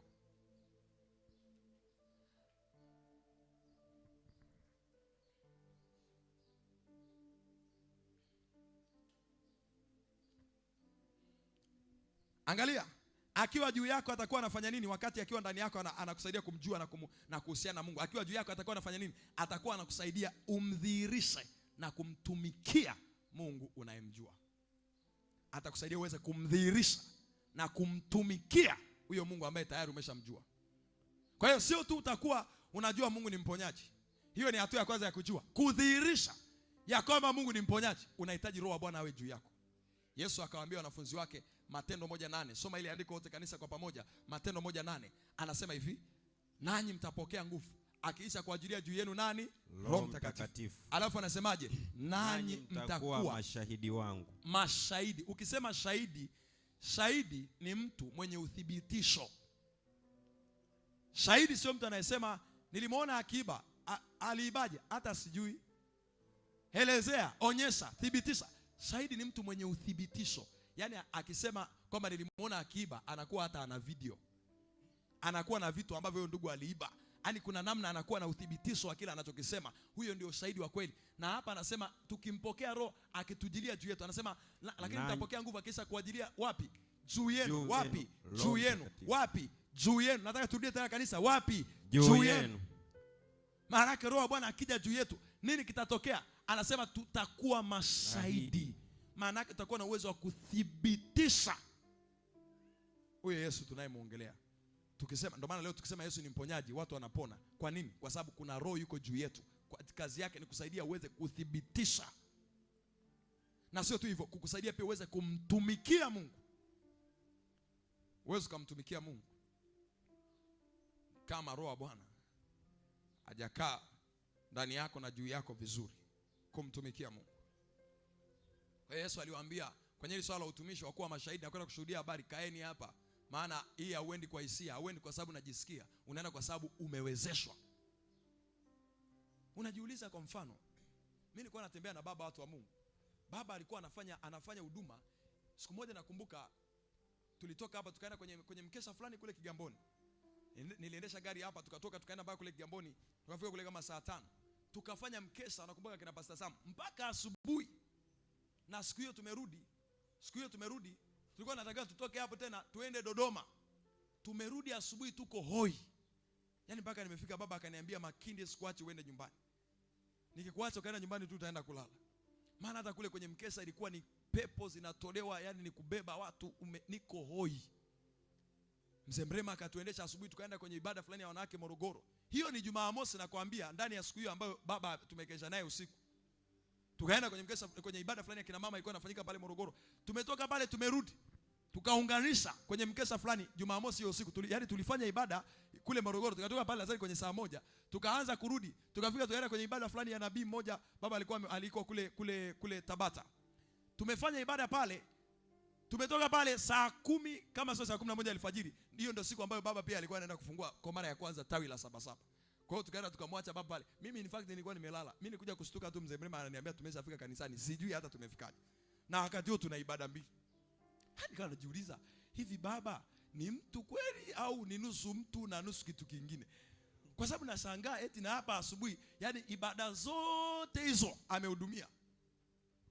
Halafu na leo tena anaenda kuhudumia pale Sabasaba. Wakati huo mimi niko inasikia mpaka mfupa, mpaka macho, yani macho nasikia macho yamechoka. Nikagundua kumtumikia Mungu unahitaji kuwezeshwa na Mungu. Kuna roho wa Bwana akija juu yako, utamtumikia Mungu. Paulo anasema nimefanya kazi kupita wengine kwa sababu kuna kitu cha tofauti kimekuja juu yangu. Mwambie jirani yako, roho wa Bwana akija juu yako atakuwezesha kumtumikia Mungu kwa namna isiyokuwa ya kawaida. Haleluya. Aya, roho wa Bwana akiwa ndani yako anafanya kazi gani? Tunarudi kipengele cha ndani yako. Akiwa ndani yako anafanya kazi gani? Anakusaidia ulijue kusudi lako. Anakusaidia ulijue kusudi lako. Haujajua kusudi kwa kuuliza watu. Muda wa kuuliza watu, wengine watakwambia wewe ni Elia, wengine watakwambia wewe ni Yeremia. Na ukija kwangu nitakwambia wewe inaonekana ni mmoja wapo wa manabii. Ni roho wa Bwana aliyebeba ufunuo wa kusudi lako. Kwa nini? Kwa sababu yeye ndo aliyekuzaa. Yeye ndo aliyekuumba. Wakorintho wa kwanza sura ya 9, sura ya 2. Wakorintho wa kwanza sura ya 2 mstari wa 9 na wa 10, alafu tutaruka kwenda mstari wa 12. Wakorintho wa kwanza sura ya 2 mstari wa 9, mstari wa 10 na mstari wa 12. Soma kwa haraka haraka. Lakini kama ilivyoandikwa, mambo ambayo jicho halikuyaona, mambo ambayo hujawahi kuyaona, halikuyasikia, sikio lako halijawahi kuyasikia, wala hayakuingia katika moyo wa mwanadamu, hayajawahi kuingia kwenye moyo wako, mambo ambayo Mungu aliwaandalia wampendao. Mambo ambayo Mungu aliwaandalia mpendao, ndio hiyo kusudi. Kusudi ni moja wapo ya jambo ambalo Mungu alikuandalia. Mstari wa 10. Twende. Mungu ametufunulia sisi kwa njia gani? Ametufunulia sisi kwa roho. Maana roho huchunguza yote, hata mafumbo ya Mungu. Mungu ametufunulia sisi kwa njia gani? Kwa roho wake. Maana yake Roho Mtakatifu ndo analeta ufunuo wa kusudi lako. Angalia sasa mstari wa 12 ndo ameelezea vizuri. Lakini sisi hatukuipokea roho ya dunia. We did not receive the spirit of this world. Bali roho atokaye kwa Mungu. Anasema tulipokea roho anayetoka kwa Mungu. Makusudi tupate kuyajua tuliokirimiwa na Mungu. Lengo la kumpokea roho ndani yetu ni ili tujue tuliokirimiwa na Mungu. Na mambo tuliyokirimiwa na Mungu anamaanisha mambo mawili. Cha kwanza ni kusudi, cha pili ni baraka ambazo Mungu alikusudia zije kwenye maisha yako. Cha kwanza ni kusudi. When he comes to you, he reveals the purpose of God for your life. You don't know yet your purpose if you have not received the Holy Spirit. Petro alikuwa anajua ni mvuvi mpaka siku roho Bwana alipokuja juu yake. Ndio alianza kuhubiri, watu wakasema, huyu mtu asiyekuwa na elimu, asiyekuwa na maarifa, nini kimetokea? Ni ujazo wa Roho Mtakatifu umetokea juu yake.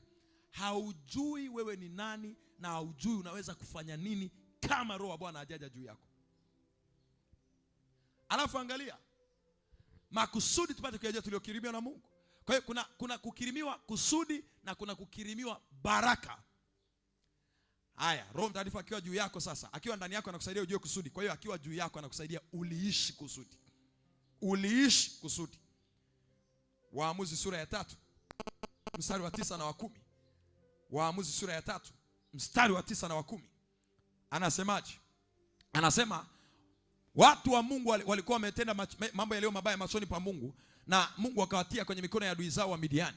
Anasema kisha walipomlingana Bwana, Bwana akawainulia wana wa Israeli nani? Mwokozi. Sema mwokozi. Mwokozi. Kazi yake ni kufanyeje? Ni kuokoa. Yaani Othnieli mwana wa Kenazi, ndugu yake mdogo wa Caleb. Mstari wa 10. Sasa roho ya Bwana ikamjilia juu yake. Subiri kwanza. Kenazi huyu Othniel amechaguliwa kuwa mwokozi. Kwa hiyo uokozi ni kusudi lake, si ndio? Amen. Si ndio? Amen. Lakini ili aweze kuliishi, mstari wa 10 ndo anasema roho ya Bwana ikamjilia juu yake, naye akawa mwamuzi wa Israeli, akatoka kuenenda vitani, naye Bwana akawatia waadui zake wote kwenye mikono yake. Maana yake kwanza aliitwa kuwa mwokozi, lakini hakuweza kuishi kile ambacho Mungu amemwitia mpaka roho wa Bwana alipokuja juu yake.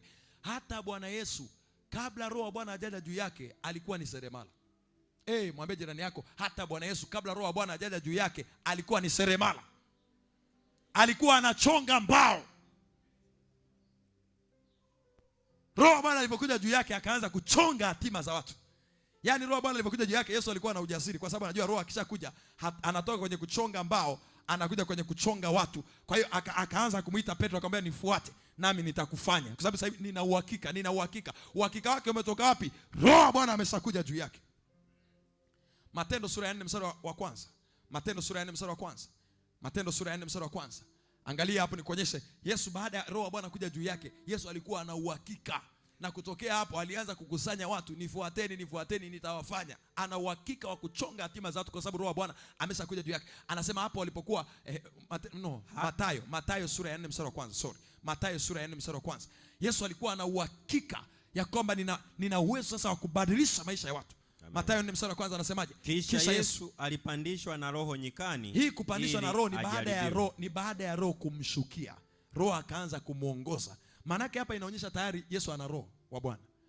Kwa hiyo alipokuwa na roho wa Bwana, mstari wa 18, angalia ana ujasiri wa kuwaita watu na kukusanya watu na kuanza mikutano. Amen. Kwa sababu roho wa Bwana ameshakuja juu yake. Anasema naye alipokuwa akitembea kando ya bahari ya Galilaya, aliwaona ndugu wawili, Simoni aitwaye Petro na Andrea ndugu yake. Wao walikuwa ni wavuvi. Mstari unaofuata 19, akawaambia nifuateni nami nitawafanya kuwa wavuvi wa watu.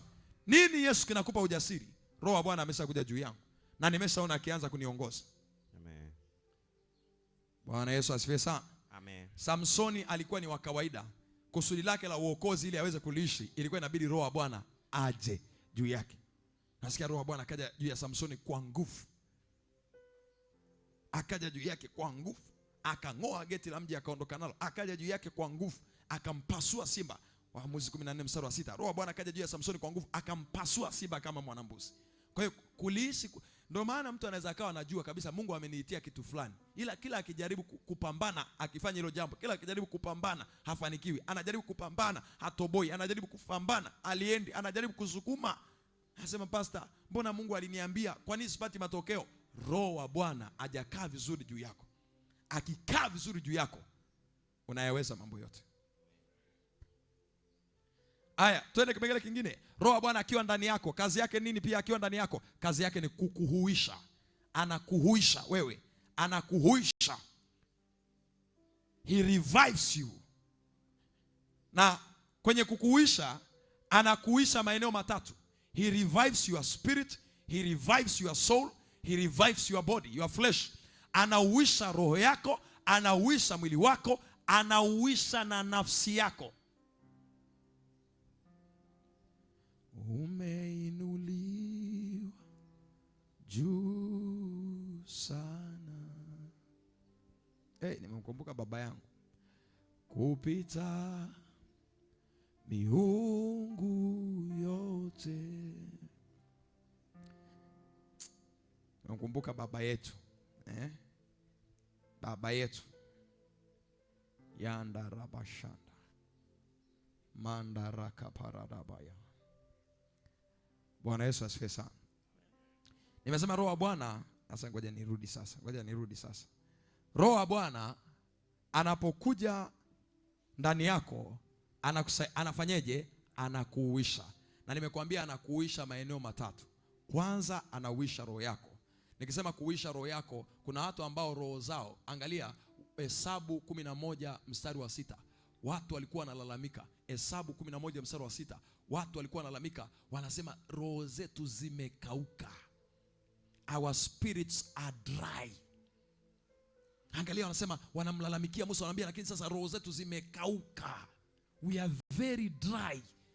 Tumepoteza njaa, shauku na mambo ya Mungu haipo, msukumo wa kuomba hamna.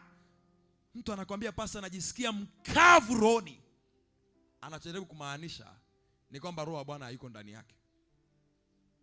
Roho ya Bwana haiko ndani yake. He revives your spirit. Hasema hata kama ungekuwa umekuwa dhaifu, roho wa Bwana akija ndani yako anakupa nguvu usiyekuwa na nguvu, anakupa uwezo usiyekuwa na uwezo. Ni ngumu sana kusema kwamba hauna bubujiko, hauna changamko, unasikia kukaukiwa ndani kama unahusiana vizuri na Roho Mtakatifu. Ni ngumu sana. Ni ngumu sana. Narudia tena, ni ngumu sana. Kila muda unapoona unasikia kukaukiwa kiroho, unapaswa kukagua mahusiano yako na Roho Mtakatifu. Andika hivi, kukaukiwa kiroho ni ishara ya kutokukaa vizuri na Roho Mtakatifu. Kukaukiwa kiroho ni ishara ya kutokukaa vizuri na Roho Mtakatifu. You cannot be dry. Kwa nini huwezi kukaukiwa kiroho na una Roho Mtakatifu? Yohana sura ya 7 ule mstari wa 38 na 39. Yesu alikuwa anawaita watu wenye kiu, mstari wa 37. Akasema kuna yote mwenye kiu kati yenu aje anywe. Mstari wa 38 anasema akija akanywa, mito ya maji iliyo hai itabubujika ndani yake, rivers. Ukiniambia umekaukiwa kiroho, maana yake wewe ni mtu usiyekuwa na roho ndani yako, kwa sababu roho akiwepo, anasema ni mito, sio mto, sio chemchem, sio mfereji, sio bwawa, mito ya maji, rivers. Alafu angalia mstari wa 39, alikuwa anaongelea nini au anamaanisha nini kusema mito ya maji? Anasema naye na neno hilo alilisema katika habari ya Roho Mtakatifu ambaye wale wamwamini watampokea baadaye, kwa sababu alikuwa hajaja. Umempokea Roho Mtakatifu, una mito ya maji ndani yako. Kwa hiyo kukaukiwa kiroho ni ishara ya kwamba hauko vizuri na Roho Mtakatifu. Huwezi kukaukiwa tu kiroho. Hapana, haiwezekani.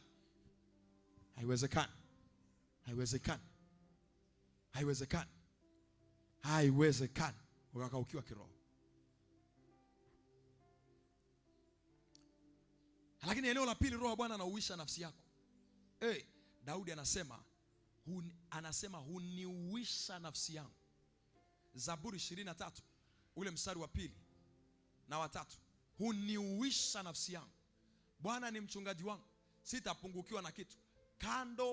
Angalia mstari wa 3 anasema huniuisha nafsi yangu. He restoreth my soul.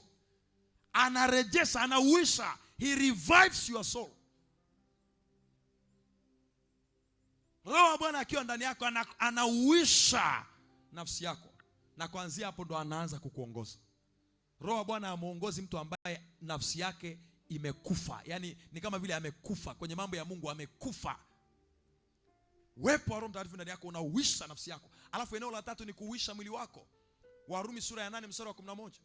Warumi sura ya 8 mstari wa 11. Anasema yule Roho aliyemfufua Yesu Kristo kutoka katika wafu, huyo Roho anakaa. Huwezi ukaniambia pastor, kila siku unasumbuliwa na vidonda vya tumbo tu, kila siku una vidonda. Roho wa Bwana anafanya nini ndani yako sasa? He is there to revive your body.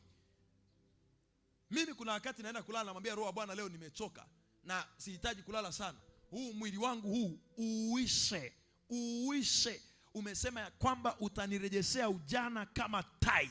Roho wa Bwana huisha, rejesha ujana kwenye figo zangu, rejesha ujana kwenye moyo wangu, rejesha ujana kwenye mishipa, kwenye mifupa, kwenye misuli, rejesha ujana. Ujana maana yake Mungu anirudishe kwenye nguvu, kila kitu kifanye kazi sawa sawa.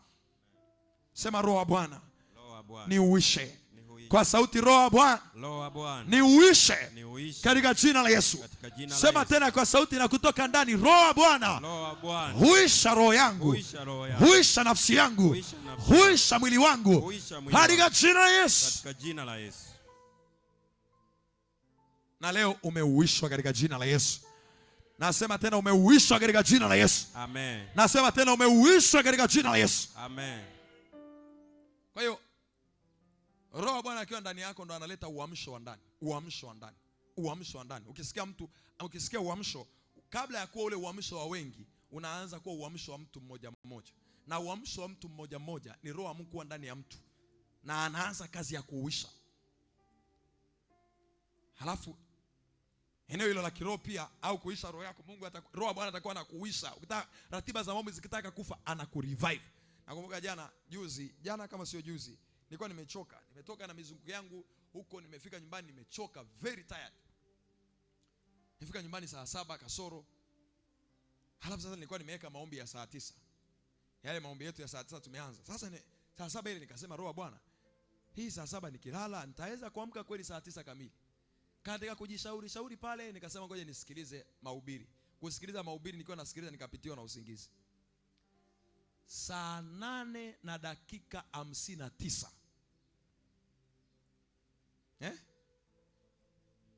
Nikasikia mtu ameniamsha. Naamka, naangalia, niko peke yangu pale, hamna mtu. Nashika simu naangalia saa 8 dakika 59. Na bahati nzuri simu tayari ilikuwa iko na mtandao.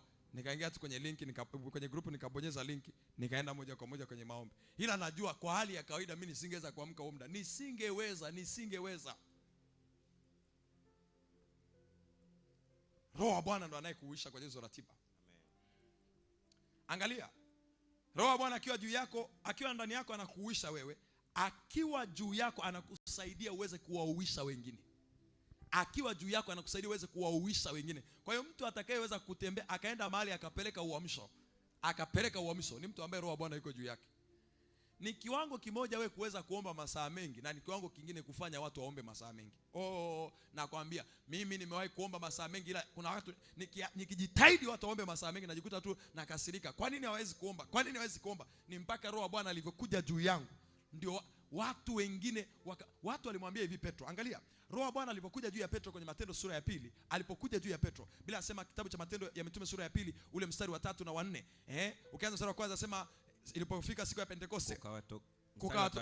Anza mstari wa kwanza. Anasema kulipofika siku ya Pentekoste. Hata ilipotimia siku ya Pentekoste walikuwako wote mahali pamoja. Kukaja ghafla toka mbinguni uvumi kama uvumi wa upepo wa nguvu ukienda kasi.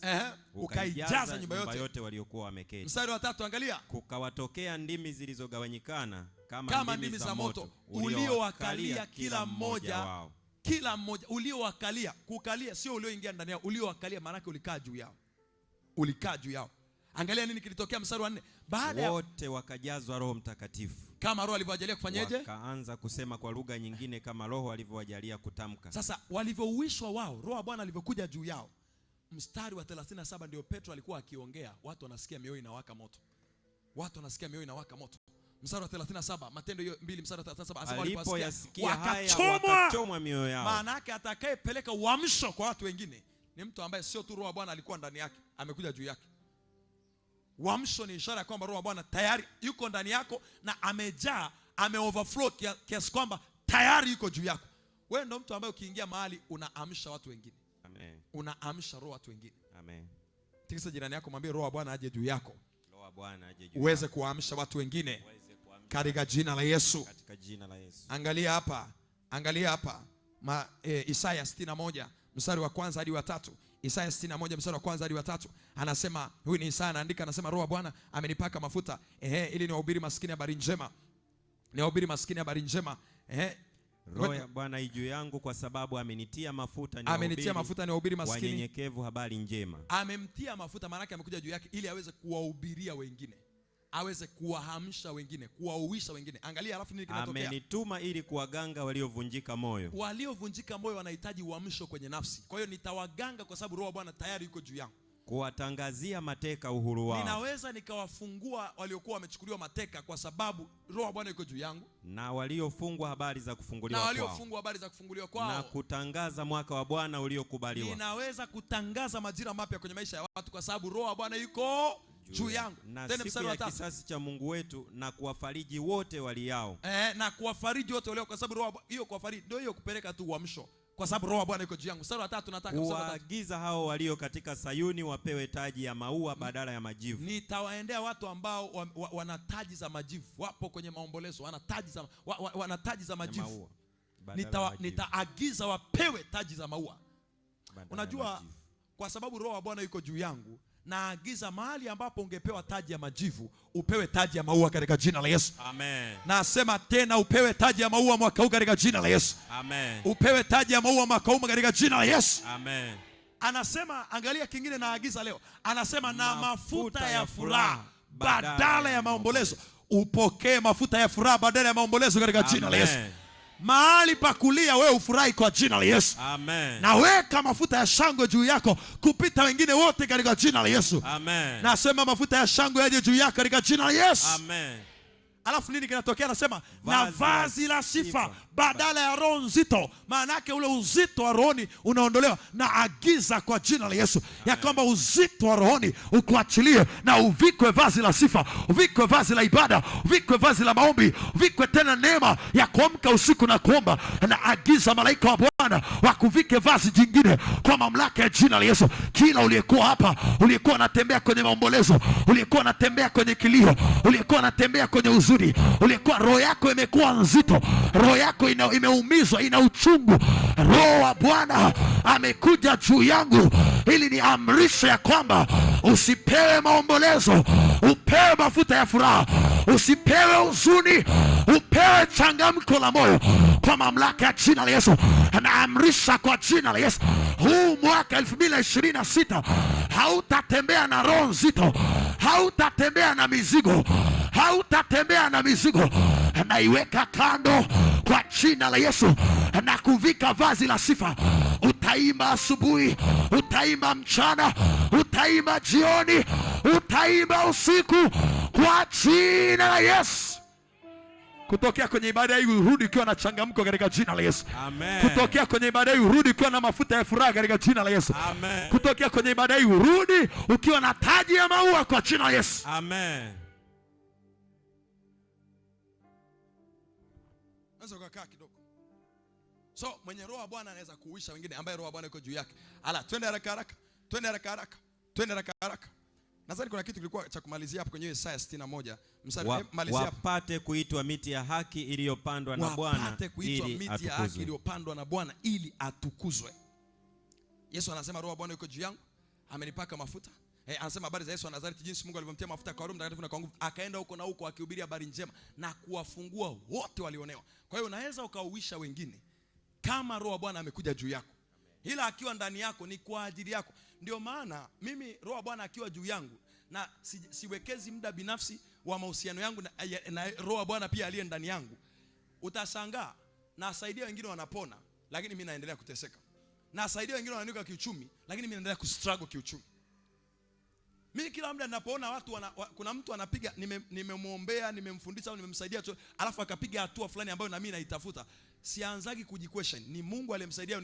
Najua kabisa nimewekeza sana kwenye upako juu, sijawekeza sana kwenye upako wa ndani. Nimewekeza sana kwenye Roho Mtakatifu kwa juu yangu ili anitumie kwa ajili ya huduma na utumishi. Sijawekeza kwa Roho Mtakatifu aliye ndani yangu kwa ajili ya ushirika na kumsaidia aweze kuniuisha na mimi. Halo. Bwana asifiwe. Amen. Bwana asifiwe. Amen. Angalia, roho wa Bwana akiwa ndani yako kazi yake ni nini? Kukuongoza. Yupo kwa ajili ya kukuongoza. Maana yake ni rahisi kuongozwa na Mungu kama roho wa Bwana yuko ndani yako. Roho wa Bwana akiwa ndani yako kazi yake ni kukuongoza. Anakuongoza wewe. Warumi 8:14 anasema wale wote wanaongozwa na roho wa Mungu, hao ndio wana wa Mungu. Unaanzaje kuongozwa na Mungu? Lazima roho wa Mungu aje ndani yako kwanza. Yesu roho wa Mungu alipokuja kwake, ndio Biblia inasema akaongozwa na roho akaanza kuelekea nyikani. Niwekee Luka sura ya 4 mstari wa kwanza. Luka sura ya 4 mstari wa kwanza. Luka sura ya 4 mstari wa kwanza anasema Yesu hali akiwa amejaa Roho Mtakatifu, akiwa amejaa Roho Mtakatifu. Hii kujaa ni ndani, ni ndani. Akafanyeje? Alirudi kutoka Yordani akaongozwa. Kwa ni rahisi kuongozwa na Roho Mtakatifu, Roho Mtakatifu akiwa ndani yako. Sasa akiwa juu yako, kama ndani, akiwa ndani yako anakuongoza wewe, akiwa juu yako anakufanya kiongozi kwa wengine. He will make you to become a leader. Aya, nisomee ile andiko pastor. Sasa nadhani unitafutie tafsiri. Unitafutie tafsiri ninayoitaka. Hesabu 27 mstari wa 18. Watu wa media niwekeni easy translation. Easy au NIV. Lakini nataka hiyo easy translation kama mnayo itanisaidia. Alafu tasoma tu kwa Kiswahili. Kwa Kiswahili anasemaje? Hesabu 27:18. Bwana akamwambia Musa, mtwae Yoshua mwana wa Nuni, mtu mwenye roho ndani yake. Mtwae Yoshua mwana wa Nuni, ukamwekee mkono wako. Mtu mwenye roho ndani yake. Ukamwekee nini? Mkono wako. Kisha ukamweke mbele ya Eliazari kuhani na mbele ya mkutano wote, ukampe mausia mbele ya macho yao. Sasa NIV, weka tu NIV, mimi nitafute tafsiri ya easy translation. Weka NIV. NIV anazungumza kwa habari ya Yoshua. Aradabashanda. Anazungumza kwa habari ya Yoshua. NIV anasema huyu roho, kwa Kiswahili amesema alikuwa ana roho ndani yake. Kwa Biblia New International Version anasema he has the spirit of leadership. NLT, hii ni NIV. Hii NIV ya kwangu NIV imeandika the spirit of leadership. NIV ya kwangu anasema hivi: so the Lord said to Moses, take Joshua son of Nun, a man in whom is the spirit of leadership. Uongozi ni roho, the spirit of leadership. Sasa subiri nikusomee easy translation. Easy translation anasema hivi, hii ndo niliipenda, manda rakayatabash jakataramanda. Easy translation anasema hivi, hii inaitwa Easy English Bible. Anasema the Lord replied to Moses, choose Joshua the son of Nun, my spirit is in him to help him lead well. Yani roho yangu ipo kwa huyu Yoshua ili msaidie aongoze vizuri.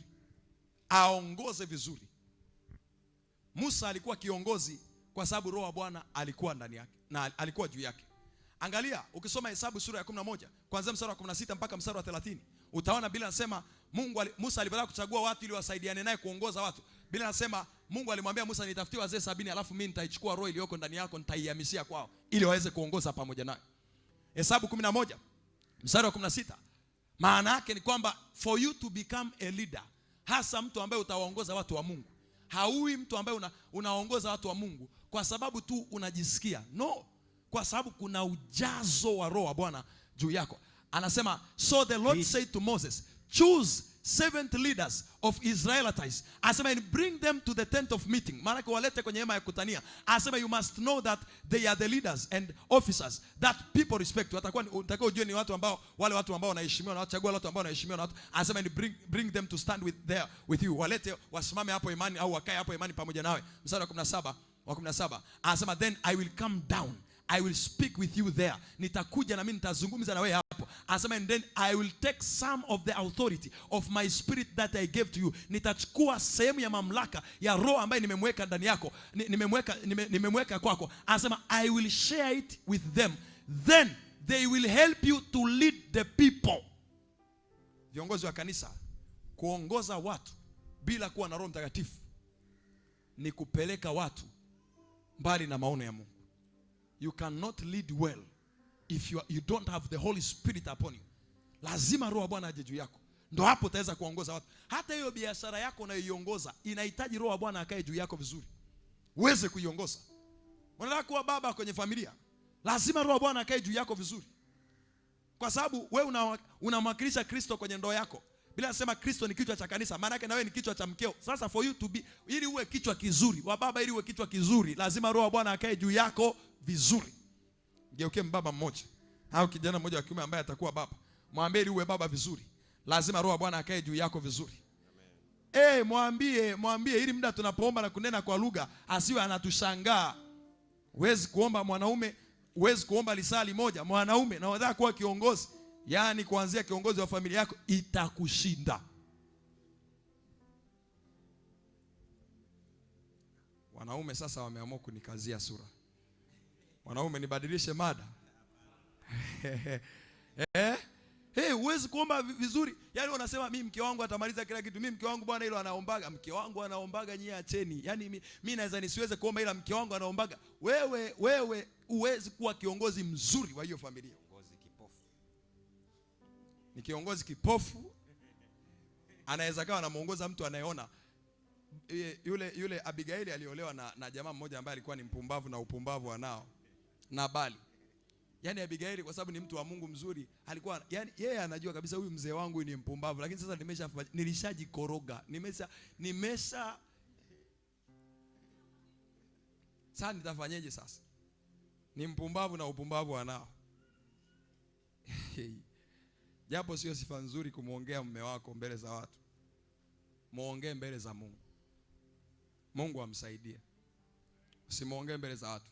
In fact hata kabla wakati mwingine hujaniambia mimi, muambie sana Roho Mtakatifu. Muambie sana Roho Mtakatifu. Mambo huyu jamaa huyu, hiki kichwa Roho Mtakatifu kinakuhitaji wewe. Maana hiki kichwa kama nikijaribu tu kumsaidia kwa mbinu zozote haiwezekani, itakuwa shida hapa. Kamata hiki kichwa na ukiongoze vizuri. Wanandoa tuandae ibada yetu moja ya kuomba na kukaa kwenye uwepo wa Bwana, tujifunze katika jina la Yesu. Alafu angalia tena, Roho wa Bwana akiwa ndani yako nini kinatokea? Twende haraka haraka. Roho wa Bwana akiwa ndani. Leo tunamaliza saa 6:30 on time. Wala usijali mtu wa Mungu. We are very on time today. Yaani najisikia raha, upako wa Bwana uko juu yangu leo. Amen. Roho wa Bwana akiwa ndani yako, kingine nini anafanya? Akiwa ndani yako anakuthibitisha. Andika hivi, anapokuwepo ndani yako, kazi yake ni kukuthibitishia wewe kwamba ni wa Mungu. Yaani akiwa ndani yako anakuthibitishia wewe, yaani unakuwa na uhakika ya kwamba I belong to God. Mimi ni wa Mungu. Akiwa ndani yako anakusaidia kukuthibitishia ya kwamba wewe ni wa Mungu. Wewe ni wa Mungu. Wewe ni wa Mungu. Na Mungu ni baba yako. Utadharau. Angalia ile andiko. Kitabu cha Warumi sura ya 8 mstari wa 15 hadi wa 17. Warumi sura ya 8 mstari wa 15 hadi wa 17, na nitasoma na andiko lingine wa Efeso sura ya 4 mstari wa 30. Na watu wa Mungu mtanisaidia nipate tafsiri ya Kiingereza. Wa Efeso sura ya 4 mstari wa 30 nipate tafsiri ya Kiingereza, lakini Warumi sura ya 8 mstari wa 15 hadi wa 17 tusome pale haraka haraka pastor. Kwa kuwa hamkupokea tena roho wa utumwa. Hatukupokea tena roho ya utumwa iletayo hofu. Iletayo hofu. Bali mlipokea roho ya kufanywa wana. Tumepokea roho ya kufanywa wana. Ambayo kwa hiyo twalia Aba. Ambayo kwa hiyo twalia yani nini? Baba. Aba. Yani maana yake yani kwa hiyo ndio inafanya tunamuita Mungu Baba na tunamuona Mungu kama Baba. Andika hivi, uwepo wa Roho Mtakatifu ndani yako ndio unaokufanya umuone Mungu kama Baba. Na uhusiane na Mungu kama Baba. Kwa sababu hapa anasema tuliipokea roho ya kufanywa wana. Maana yake uwepo wa Roho Mtakatifu ndani yako ndio unakufanya umuone Mungu ni baba yako. Ndio maana watu wasio na Roho Mtakatifu ndani yao, Mungu kwao ni Mungu, sio baba, sio baba, sio baba. Ni Mungu. Wewe Mungu kwako sio tu Mungu. Mungu kwako wewe ni baba. Ni uwepo wa Roho Mtakatifu ndani yako unaofanya Mungu awe baba yako. Alafu anasema kwa hiyo twalia Aba, yani baba. Twende mstari wa 16. Roho mwenyewe hushuhudia pamoja na roho zetu. Anashuhudia kwa sababu tayari yuko ndani yako. Anashuhudia pamoja na roho zetu. Roho yako anaiambia roho yako ya kwamba wewe ndio kijana yako, mwambie wewe ni mtoto wa Mungu. Wewe ni wa Mungu. Mwambie tena jirani yako wewe ni wa Mungu. Kwa hiyo ni Roho Mtakatifu akiwa ndani yako anakushuhudia wewe ya kwamba you belong to God. Halafu ishia tu hapo. Tena Efeso sura ya 4 mstari wa 30. Anazungumza kitu kwa habari ya Roho Mtakatifu. Anasema tusimuhuzunishe Roho Mtakatifu tuliyepewa na Mungu. Anasema ambaye kwa yeye msimhuzunishe yule Roho Mtakatifu wa Mungu ambaye kwa yeye mlitiwa muhuri hata siku ya ukombozi. Nataka niongelee hiyo kitu inaitwa muhuri hapa. Anasema kwa yeye Roho Mtakatifu tumetiwa nini? Muhuri. Ukigonga kitu ukakigongea muhuri una kazi mbili. Kazi ya kwanza ni kukifanya kile kitu kiwe official. Na unapogonga muhuri maana yake hata sasa hivi tukikupa barua hapa kutoka kanisani ukapeleka kwenye ofisi yote ambayo ni ofisi ya watu wenye utaratibu, wakione na muhuri tu wa kanisa wanajua kabisa hili jambo ni legal, hili jambo ni halali. Yani ni halali, hiki kilichoandikwa hapa ni kweli kimethibitishwa na wahusika ya kwamba ni cha kwao au ni wao wameandika hii barua au wanahitaji hicho walichokisema. Kwa hiyo huu muhuri Roho wa Bwana amekugonga kukuthibitisha, yani kukuthibitisha. Kukuthibitisha. Lakini pia muhuri hii anaongelea wakati nani amewahi kwenda mahali labda kwenye ofisi ya serikali au mahali fulani, kwenye barua ile baada ya kubana, walipobana wakagonga muhuri pale walipobania barua. Pap! Ili usifungue. Si unaona au si niongelee mfano gani? Nani amewahi kununua simu mpya? Simu mpya uka unbox, yani ukaanza kuifungua mwenyewe. Achana na hizo kwetu used. Umewahi kununua simu mpya? Yoyote hata kale kadogo jamani. Lakini ni mpya. Ukiinunua inakuwa iko ndani ya nini? Ya box. Unaanza kufungua kasha la kwanza, unafungua kamfuko, si unafungua kanini, baadaye unaitoa simu yako. Hii muhuri pia ni kwamba Roho wa Bwana amekufunika. Roho wa Bwana ni kama amekufunika.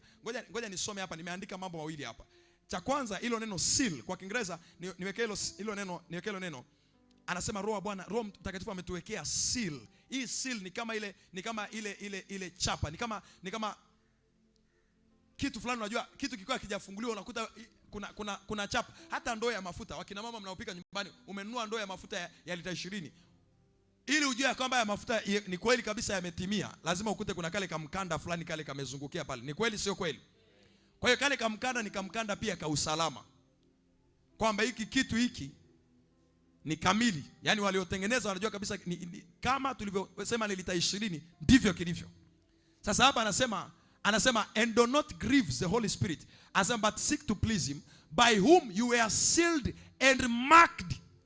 Tuliwegongwa muhuri na kuwekewa alama. Hii alama hii inamaanisha ni branded as God's own. Yaani alama hii inamaanisha wewe ni brand ya Mungu. Wewe ni brand ya Mungu. Amen. Kama ambavyo simu unakuta kule nyuma ina alama ya Apple, iPhone. Unajua hii ni ya Samsung, hii ni ya iPhone, hii ni ya Tecno, hii ni ya kampuni gani? Mungu amekugonga muhuri kwa njia ya Roho Mtakatifu ili ujulikane ya kwamba you belong to God. Amen. Sema amen kama mtu wenye uhai. Amen. Kwa hiyo Roho akiwa ndani yako kazi yake ni kukuthibitisha au kukuthibitishia kwamba wewe ni wa Mungu. Lakini pia akiwa juu yako ni kukuthibitisha kwa wengine ya kwamba wewe ni wa Mungu, kukuthibitisha kwa wengine. Na atakuwa anakuthibitisha kwa ishara na miujiza. Hapa nimeweka kwa ishara na miujiza. Kwa ishara na miujiza. Kwa ishara. Wakati fulani kanisa la Matendo ya Mitume likawa linajaribiwa. Watu wakasema, tutaikanaje ishara hii mashuhuri ambayo imefanywa kwetu? Kwa ishara hii ni kweli kabisa huyu mtu ana Mungu. Yohana sura ya 3 mstari wa kwanza na wa pili. Yohana sura ya 3 mstari wa kwanza na wa pili. Nikodemo anamwendea Yesu usiku. Anamwambia Yesu, "Twajua, mwalimu, twajua." Anamwambia Rabi, "Twajua hakuna mtu awezaye kufanya mambo haya." Mstari wa pili, "Hakuna mtu awezaye kufanya ishara hizi uzifanyazo isipokuwa Mungu yu pamoja naye." Kwa hiyo Roho wa Bwana akiwa juu yako, kazi yake ni kukuthibitisha kwa watu ya kwamba Mungu yuko pamoja naye. Mungu akuthibitishe kule ofisini kwako katika jina la Yesu. Mungu akuthibitishe kule ofisini kwako katika jina la Yesu. Amen. Andika mambo gani yanachochea? Mambo gani yanachochea utendaji kazi wa Roho Mtakatifu kwenye maisha yako au kwangu? Naandika kwangu, yani wewe kwako, sasa wewe kwako. Mambo gani yanachochea utendaji kazi wa Roho Mtakatifu kwako? Haya nayataja haraka haraka. Mambo gani yanachochea utendaji kazi wa Roho Mtakatifu kwenye maisha yako? Jambo la kwanza, kiwango chako cha kumfahamu Roho Mtakatifu. That's number 1. Jambo gani linachochea utendaji kazi wa Roho Mtakatifu kwako? Ni kiwango chako cha kumfahamu. Kiwango. How much of him do you know? Unamjua kiasi gani? Yohana 14 mstari wa 17 anasema watu wa dunia hii hawawezi kumpokea kwa sababu ya mambo mawili. Ya kwanza ni kwa sababu hawamjui. Hawamjui. Yohana 4:17 anasema ndiye Roho wa kweli ambaye ulimwengu hawezi kumpokea kwa kuwa hawamuoni wala hawamtambui. Kwa tafsiri nyingine kwamba hawamjui. Anasema bali nyinyi mnamtambua. Maana yake sisi tunamjua. Kwa hiyo namna ya kwanza itafanya Roho wa Bwana afanye kazi zake kwa wingi kwenye maisha yako ni kumfahamu, kumfahamu. Hosea sura ya 6 mstari wa 3. Hosea sura ya 6 mstari wa 3. Unamfahamu Roho Mtakatifu kiasi gani itaamua ajifunue kiasi gani kwako. How much of him do you know will determine how much he will reveal himself to you and through you. Unamjua kiasi gani, itaamua anajifunua kwako kwa namna gani na kwa kiwango gani. Lakini pia kingine, Hosea 6:3, soma haraka haraka pastor. Nasi tujue. Anasema, angalia, Hosea 6:3 anasema nasi tujue. Naam, tukaendelee kumjua Bwana. Tukaendelee kumjua, tukaendelee. Kwa hiyo kumjua Roho Mtakatifu hakunaga mwisho, kwa sababu yeye ni mpana, uweze ukamjua mpaka ukammaliza. Kwa hiyo unaanza, kuna kiwango unamjua, lakini unapaswa kuendelea. Kuna namna ulikuwa unamjua jana, unaongeza ufahamu wako leo, unaongeza ufahamu wako kesho kutwa. Ndio maana nasema pastor, Jumapili tujifunza hili somo, leo tumerudia tena la nini? Tunaendelea kumjua. Amen. Anasema na tukaendelee kumjua. Kwa hiyo ni kuendelea kumjua. Sasa hapo pia kwenye kumjua ni kwamba pia unamfahamu kama nani. Unamfahamu kama nani itaamua afanye kazi na wewe kwa namna gani. Kuna mwingine anajua Roho Mtakatifu ni kwa ajili ya kunena tu kwa lugha. Kwa hiyo kila akianza kuomba anamruhusu rakatarabababa jakaparana mama rekataraborobo sataraba. Anamjua kwa kunena tu kwa lugha, na Roho wa Bwana anaishiaga hapo kwenye kunena kwa lugha. Hujawahi kumjua kama mfariji, hujawahi kumjua kama mwalimu, hujawahi kumjua kama mshauri, hujawahi kumjua kama kiongozi, hujawahi kumjua kama roho wa neema na kuomba, hujawahi kumjua kama msaidizi. Unamjuaje Roho Mtakatifu? Itaamua anajifunuaje kwako. Unamjua kama Mungu, atajifunua kama Mungu. Unamjua kama rafiki, atajifunua kama rafiki. Halafu jambo la pili, nini kitakusaidia uweze kutembea na Roho Mtakatifu? Nini kinachochea utendaji wa Roho Mtakatifu? Jambo la pili ni kiwango cha kumtambua. Kuna tofauti ya kumjua na kumtambua. Kuna tofauti ya kumjua na kumtambua. Andika kiwango chako cha kumtambua. Kiwango chako cha kumtambua kinaweza kikaamua au kikachochea utendaji kazi wa Roho Mtakatifu kwenye maisha yako. Sasa nimeandika kiwango chako cha kumtambua, alafu kwenye mabano nikaweka kuutambua uwepo wake. Kuutambua uwepo wake. Alafu nikaweka kwa kukubali na kukiri kila mahali. Kiwango chako cha kumtambua, kwenye mabano nikaweka kuutambua uwepo wake, kwa kukubali na kukiri kila mahali. Alafu andika ya mambo kadhaa.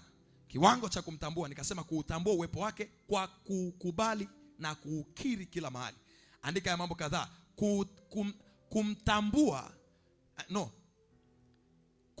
Kumtambua Roho Mtakatifu kunapaswa kuathiri hata maamuzi yako na mawazo yako na matendo yako. Yaani ni namna gani unamtambua? Kumtambua maana yake hivi, unajua, ngoja nikuulize swali. Nani anajua ya kwamba Tanzania kuna rais? Nyanyua mkono juu. Nani anajua Tanzania kuna rais? Shusha mkono. Kujua kwako kwamba Tanzania kuna rais, kuna vitu hata hapa sasa ni tofauti na kwamba kujua rais yupo nyumbani kwako. Ukijua rais yuko nyumbani kwako, hata hii ibada usingemaliza. Sasa hizo ungekuwa mwawe ukampikia chakula. Ukijua rais anakaa nyumbani kwako, hata namna yako ya kubehave, yani utaongeza umakini kwenye kila jambo. Kuna tofauti ya kujua yupo, lakini na kujua yuko na wewe. Kuna tofauti ya kujua yupo na kuna tofauti ya kujua yuko na wewe. Kwa sababu rais akiwa nyumbani kwako au akawa yuko na wewe, yani hata namna unavyoamua, namna unavyofanya vitu vyako, utafanya ukiwa na utambuzi ya kwamba yuko na mimi.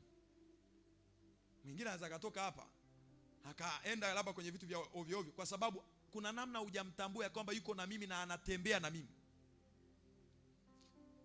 Wakati fulani nimekuja depo, nikawa nikijua baba yuko around, ndo naongeza maombi, naongeza kusoma vitabu. Na baadaye nikaja nikasema, Mungu wangu, sasa nitaishi hivi kwa namna gani? Nikija nikipewa tawi Mtwara huko, si nitakuja nifanye mambo ya ovyo? Baadaye nikaanza kumtambua kila ninapoenda. Naona hata nikihubiri, kuna mtu anasema nimemkumbuka baba. Yaani namtambua kila ninapoenda, namtambua kila ninapokuwa. Na kwa kumtambua tu mimi Roho, hata tu Roho Mtakatifu, kwa kumtambua tu Roho Mtakatifu, kuna mambo hata nikiwa peke yangu sifanyi. Kwa sababu ninajua yuko hapa kama anavyokuaga na mimi ibadani nikiwa nahubiri. Na kwa njia hiyo ndio maana unaona wakati mimi nasema Roho Mtakatifu yuko mahali hapa, Mungu leo yuko mahali hapa na atayahudumia maisha yako. Usio kafikiri nimemuona, namtambua. Unaingia kwenye biashara yako asubuhi, sema kabisa eneo hili, biashara hii inamilikiwa na Roho wa Bwana. Na leo Roho Mtakatifu ni msimamizi wa biashara hii.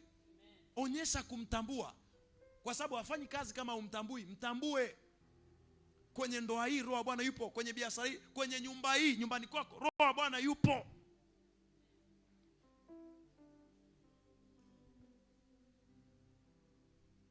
Jambo la tatu, kiwango chako cha ibada.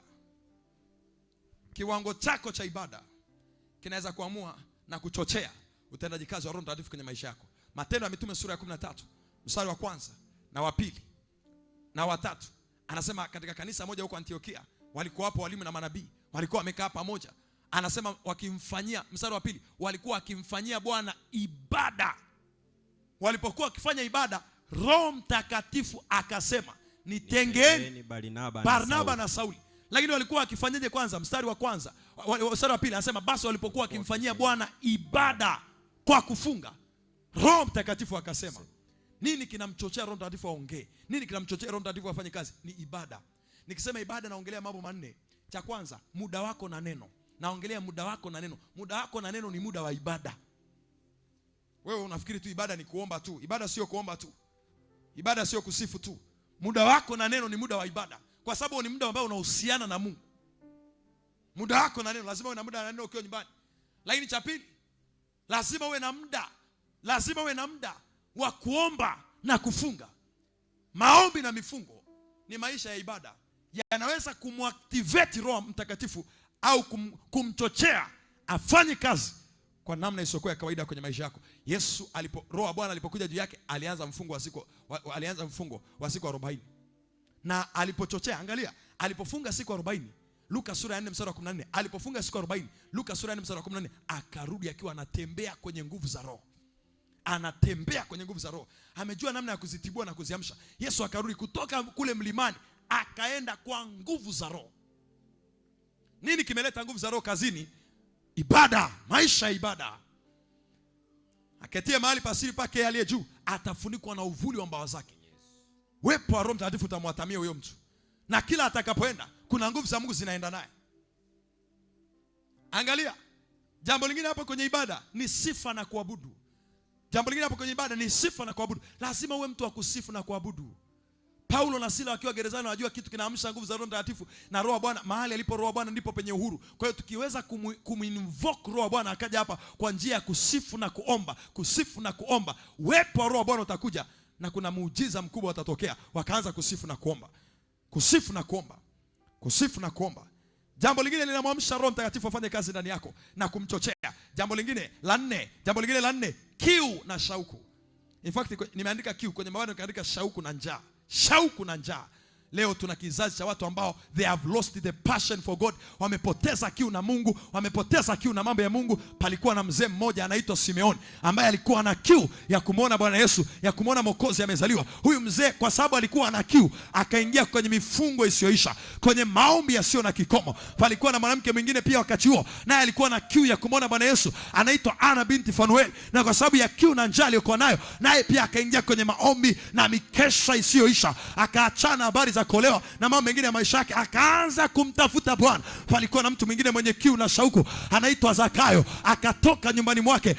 Unajua kwamba ukiwa na kiu hautaangalia status yako. Kuna wakati hautaangalia makeup. Zakayo alikuwa ni mtoza ushuru, ni mtu wa TRA mkubwa kwenye mkoa au kwenye wilaya aliyokuepo. Lakini alipofika kwa habari ya shauku yake na Yesu, aliweka ule uongozi pembeni, aliweka masuala ya taaluma yake pembeni, aliweka masuala ya utajiri wake pembeni, akaenda akapanda juu ya mti. Nini kinampeleka juu ya mti? Ni kwa sababu ana njaa na ana kiu na Bwana.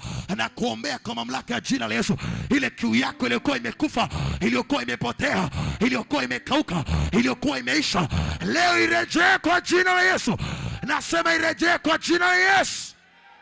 Kiu na njaa. Yohana 7 mstari wa 37 mpaka mstari wa 39.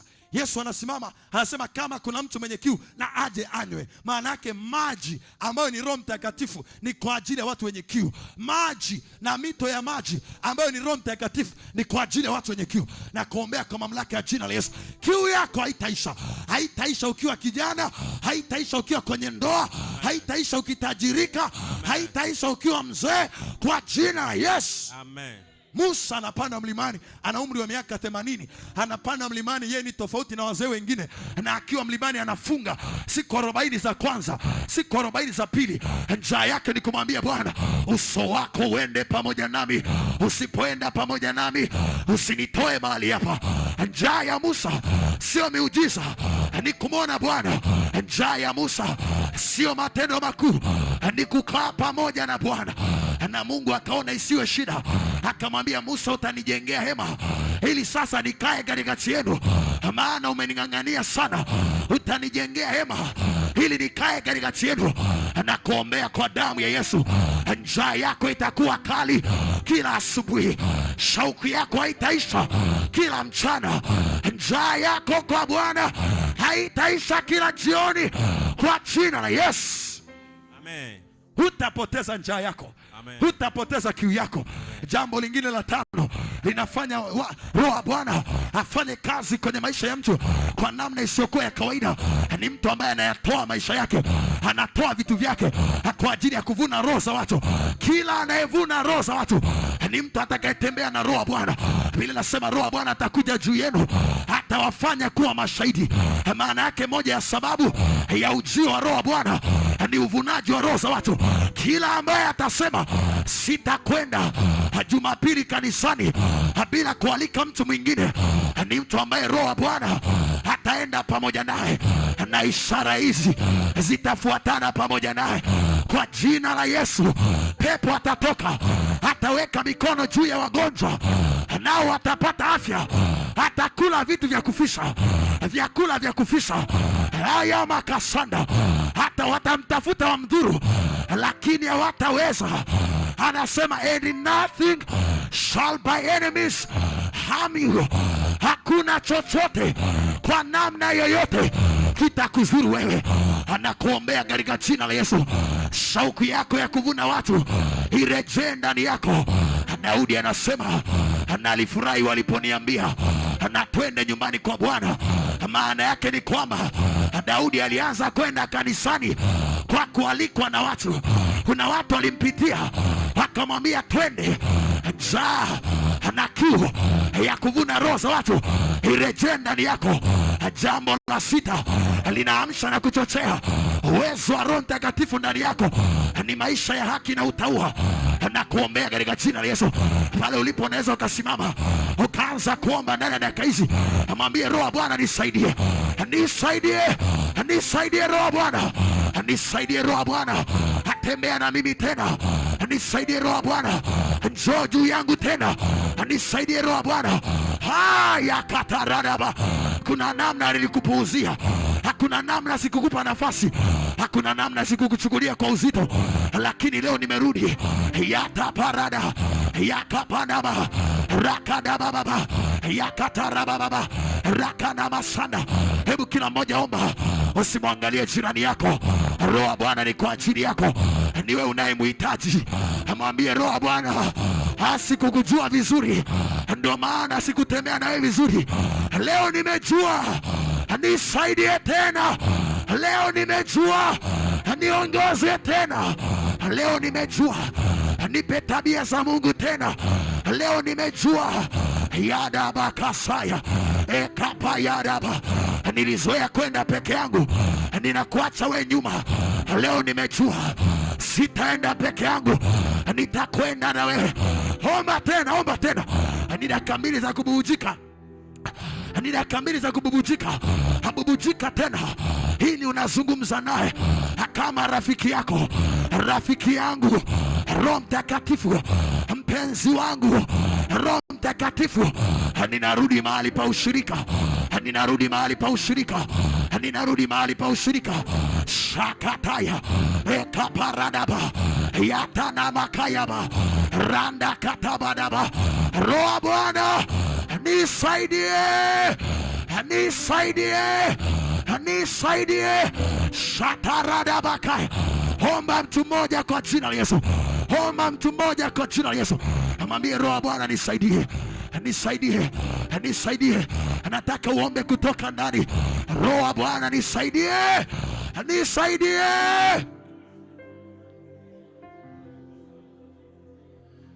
Natarajia nikuone ukiongea zaidi na Roho Mtakatifu.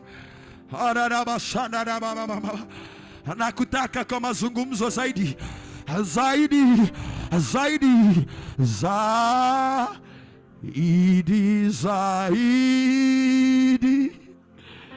Ni fahamu Yesu. Yakamarabasanda rakatapayada ekatana makaya randa bakatoriama rikaparadabaya yatana mama sanda rakadaba sataya ekatoliama lerada da da da da da da lada bada bada baba baba rada da da baba baba baba aparada basata lakada basanda nikujue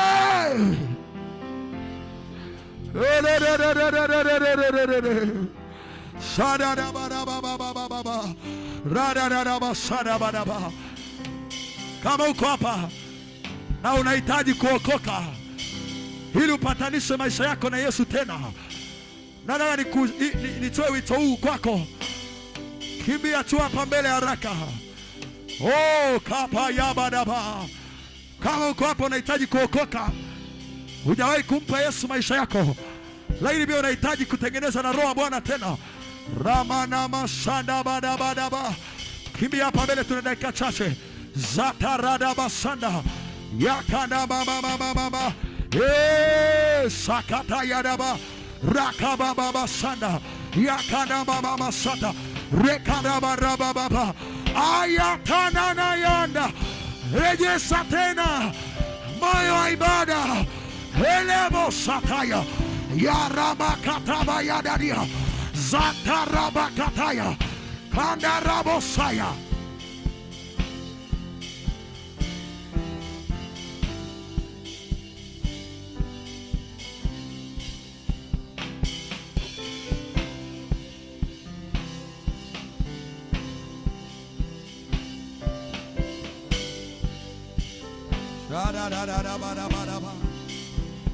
Mandarakayana masana arababa sataladada. Inua mikono yako juu.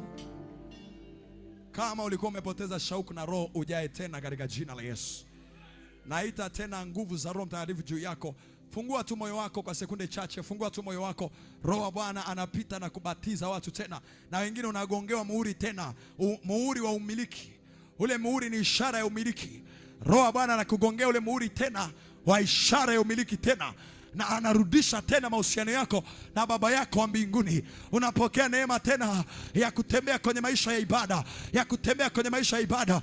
Iwe ulipoteza nguvu ya kuomba, leo inarejea tena kwa jina la Yesu. Ulipoteza ile tunda, ni kama tunda la Roho lilikuwa liko chini kwako, leo linapanda juu, linapanda juu, linapanda juu kwa viongozi wa kanisa, hata washirika, linapanda juu kwa jina la Yesu. Kila mmoja uliapa, natangaza juu ya maisha yako, mkono wa Bwana na Roho wa Bwana akae juu yako ndani ya wiki katika jina la Yesu. Nasema akae juu yako ndani ya wiki katika jina la Yesu. Akae juu yako ndani ya mwezi huu katika jina la Yesu. Na kutokea hapa maisha yako hayatabakia kama yalivyokuwa katika jina la Yesu. Kwa kusema hivi, natangaza ugonjwa hautakuwa fungu lako kwa jina la Yesu. Jumatatu yako imebarikiwa katika jina la Yesu. Jumanne yako imebarikiwa kwa jina la Yesu. Jumatano yako imebarikiwa kwa jina la Yesu. Alhamisi imebarikiwa kwa jina la Yesu. Ijumaa imebarikiwa kwa jina la Yesu. Jumamosi kwa jina la Yesu. Jumapili kwa jina la Yesu. Na kwa kusema hivi, Jumapili utakuja ukiwa na bubujiko jingi na uwepo mwingi wa Roho wa Bwana kuliko ulivyo leo katika jina la Yesu. Kama unaamini mambo haya, mshangilie Bwana Yesu kwa makofi mengi. Haleluya. Na nisaidie kuambia watu wawili watatu hongera kwa kumpokea tena Roho wa Bwana juu yako. Roho Mtakatifu akiwa juu yako anaweza kuondoka na anaweza kurudi. Leo amerudi katika jina la Yesu. Na kwa kusema hivi, nikukumbusha Jumapili ijayo tumemaliza ibada yetu tayari. Jumapili ijayo tutakuwa hapa na tutakuwa na ibada yetu ya shukrani. Andaa shukrani yako maalum kabisa.